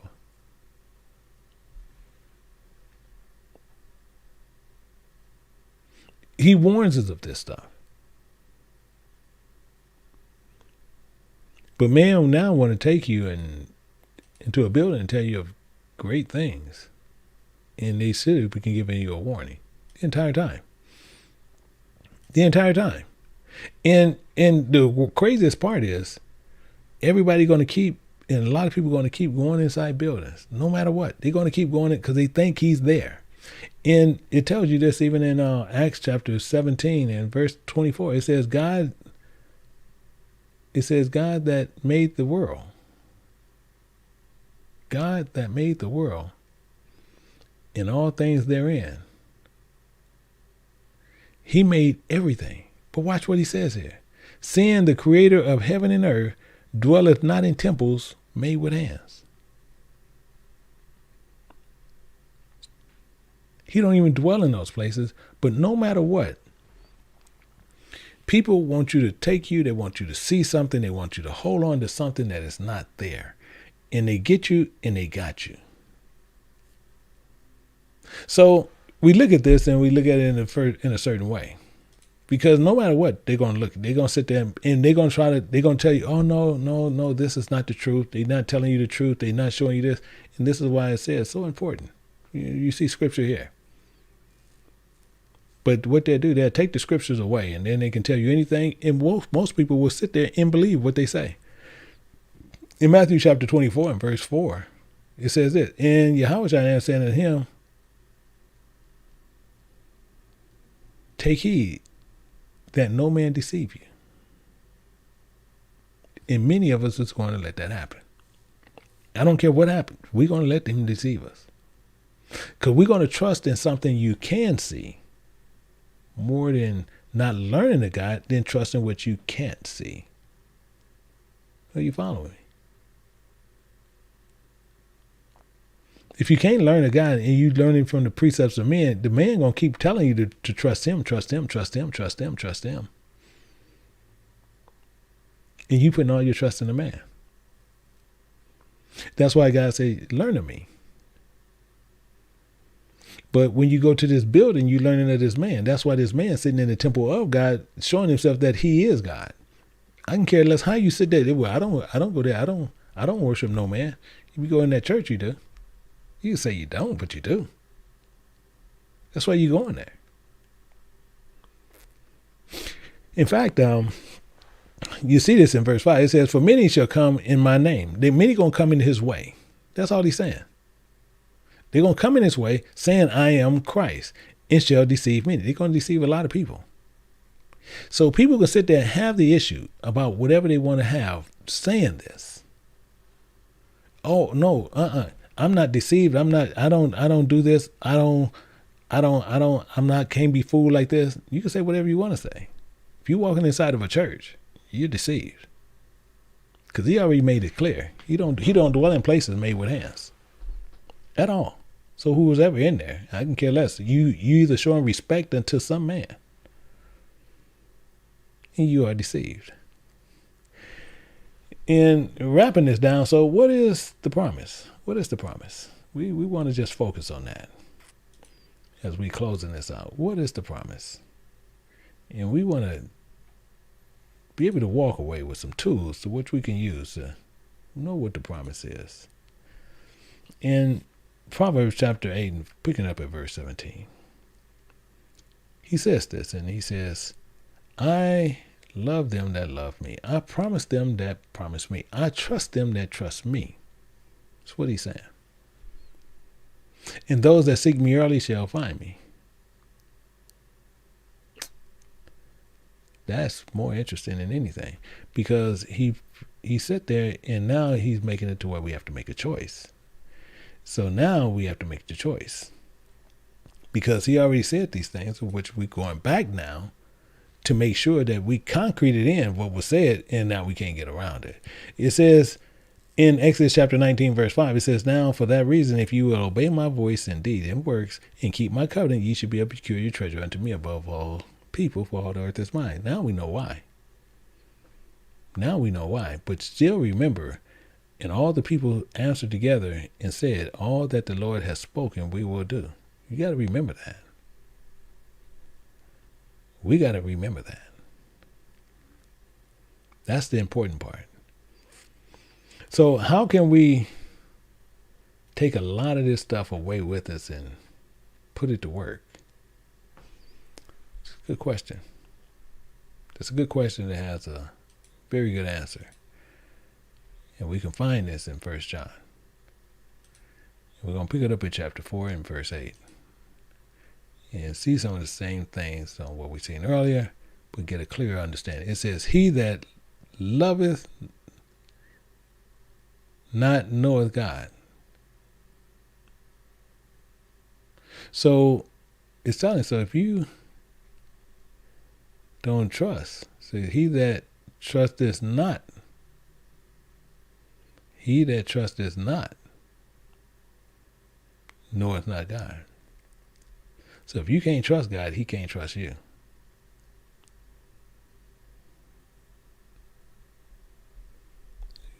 You guys following me? So this is why I want to make sure we're all on the same page. In fact, as we closing this, we just want to make sure we need some tools to walk away with this. And we're going to go back over here to 2nd Idris. And so if you don't trust God, you don't know God. That's the point. And it's getting more and more and deeper every time we go.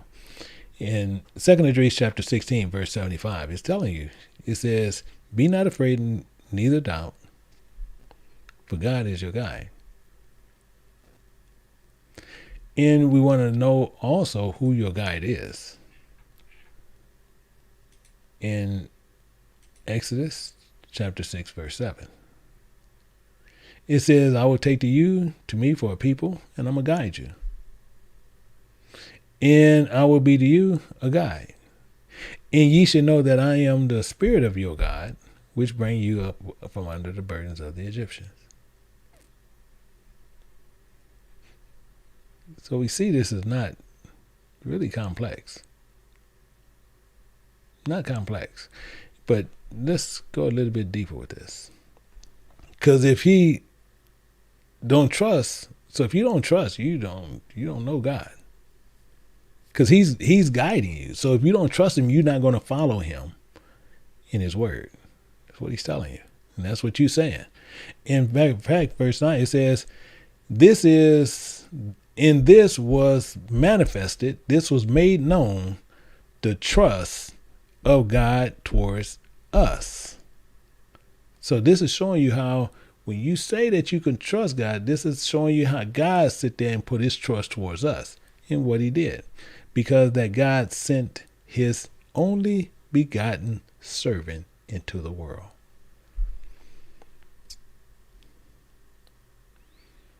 There's only one.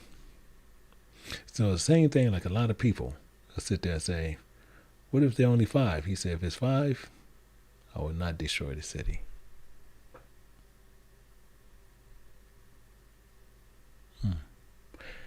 So it's saying in that we might live through him. Because he sent his only begotten son on what he's saying. And the same thing, that servant, is the same thing we've been seeing through this entire presentation, which is his word. And we see this,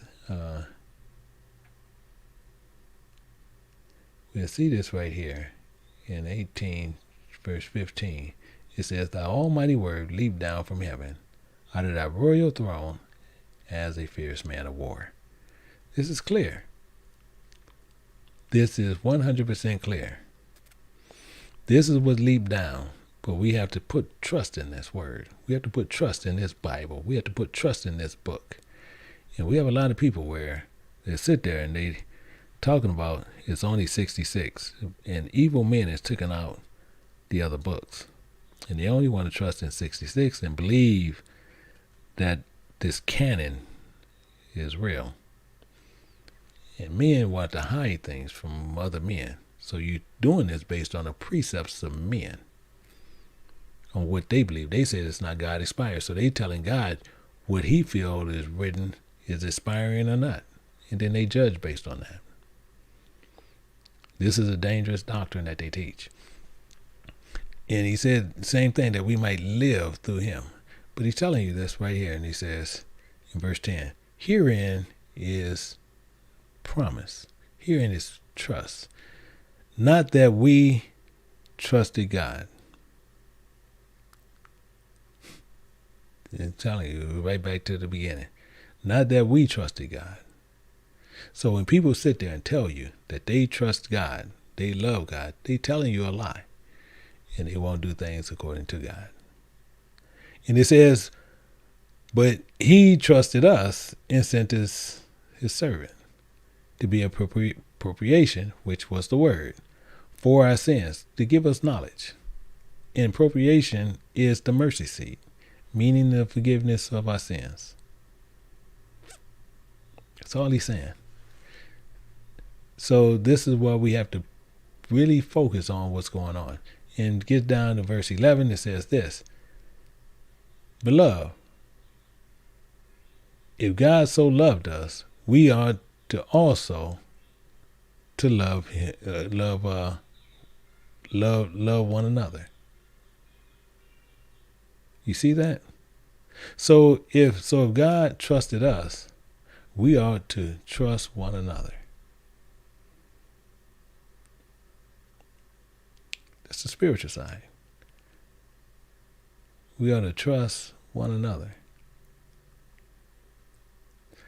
But try the spirits. That's your key. It says, no man has seen God at any time. Providing we trust one another, God dwelleth in us for the very work's sake. That his trust is perfected in us. And you see how clear this is. This is why he got on Philip. Same reason why. Nothing complex. So we got to know what's going on here all the time. But let's drop down. We're going to go down to verse 18. We're going to go down a little bit more. Because it's telling you, it says, there is no fear in trust. There's no fear in trust. It's impossible. Remember I told you earlier, talked about that little kid. You got your son or daughter up on a fence and on a block wall, and you have them to jump down into your hands. Remember I was telling you about that, and they don't look to the left or look to the right. They just jump. Hey, come on, boom, they off. Before you can even say something good, they already done leaped off. Because they trust you 100%. There is no fear in trust. None. But perfect trust casteth out fear. That's why they don't look to the left or look to the right. They just jump. Because they already know in their mind you're going to catch them. Because fear have torment. Exactly the point. And precisely on what it's talking about, because the promise is according to the covenant. Fear is torment, which is affliction and torture. And fear is, see, when it's saying fear, you have in doubt. That's when you look around you. You want to know. Okay, I'm not sure about this. Because you have a problem with it. Because fear, if you don't have trust. Meaning if you fear, then people sitting there saying they fear God. They fear God. Not have desire, but they fear God. Then they have doubts with God. In fact, I want to show you something. Just before we come out, we're going to look at some law real quick. We're going to go to Deuteronomy chapter 31. Chapter 1, but we want to go to 32, I believe it is. 31, I'm saying 30, but I think it's 32. And yeah, it actually is 32. It says, yet in this thing ye did not believe that the Spirit of God, your God. Yeah, a lot of us don't trust him. We don't believe him. Can two of us walk together and agree? Can we walk to God and agree? In fact, in verse 19 over here in 1 John, it says, we trust him because he first trusted us. Wow.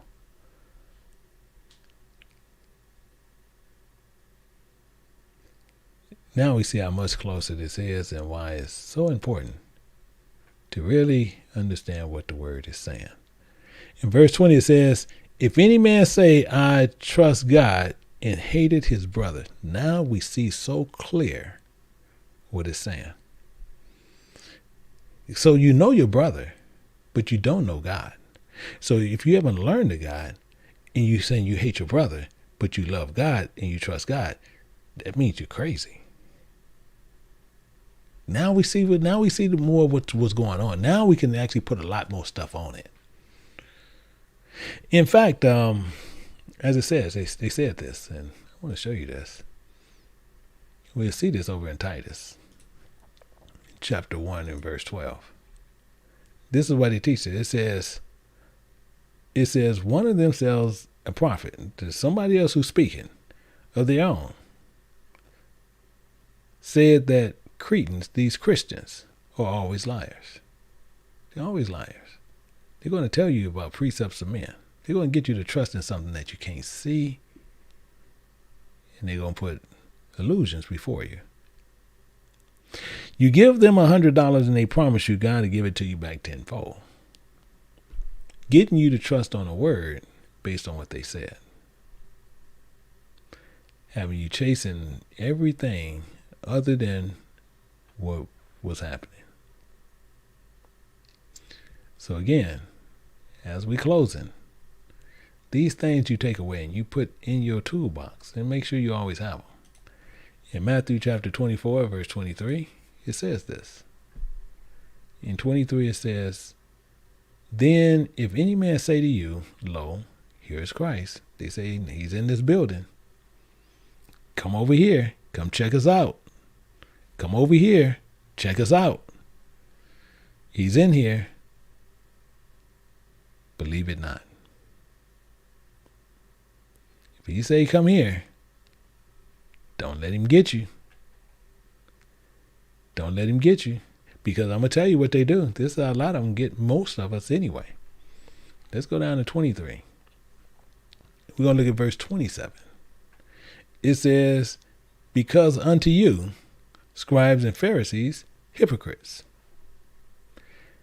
For ye are like unto white sepulchres, these beautiful buildings outwardly indeed appear beautiful outwardly.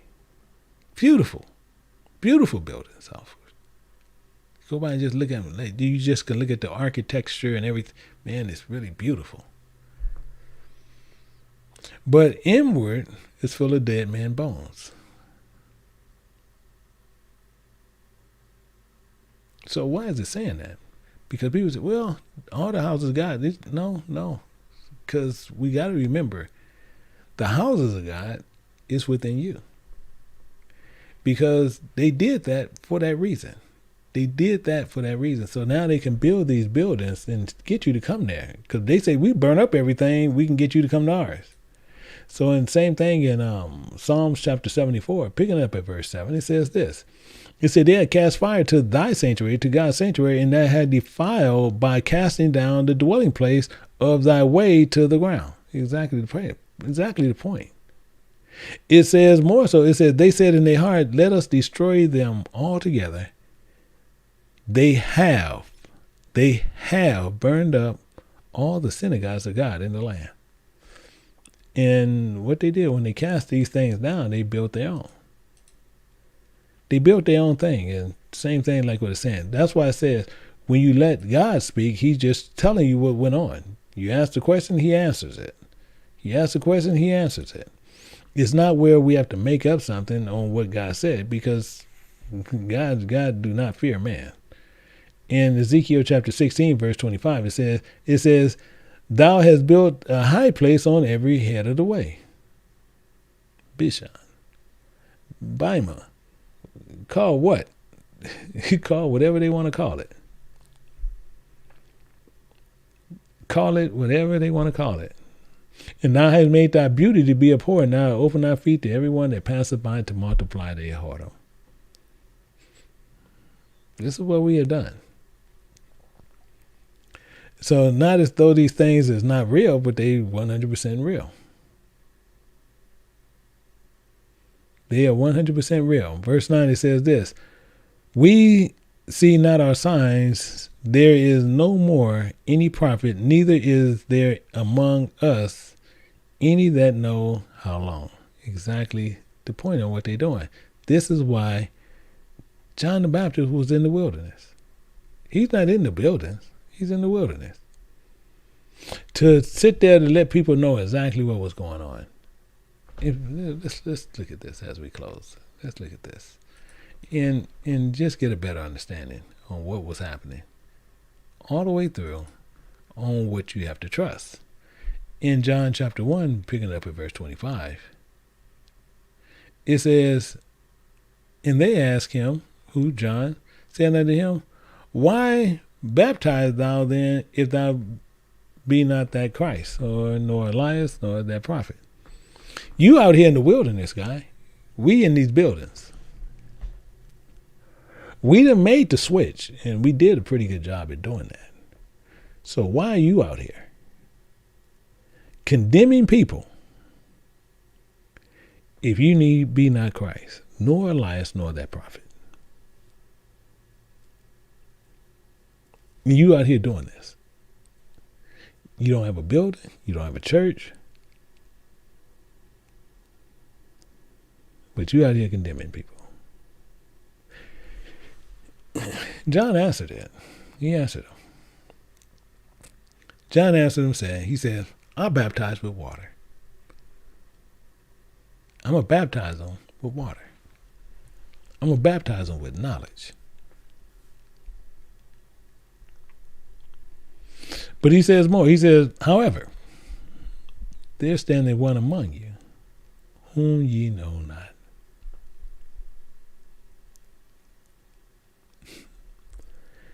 There's one standing among you today, and most people don't even know it. Most people cannot even figure it out. You have one standing among you, and you don't know it. 27 tells you, he it is who cometh after me is preferred before me, whose shoes latch I am not worthy to unloose. Them shoes latch, he's not worthy to unloose, because it has a desired path it's going to take in, that he's taken, that he cannot loose them another way.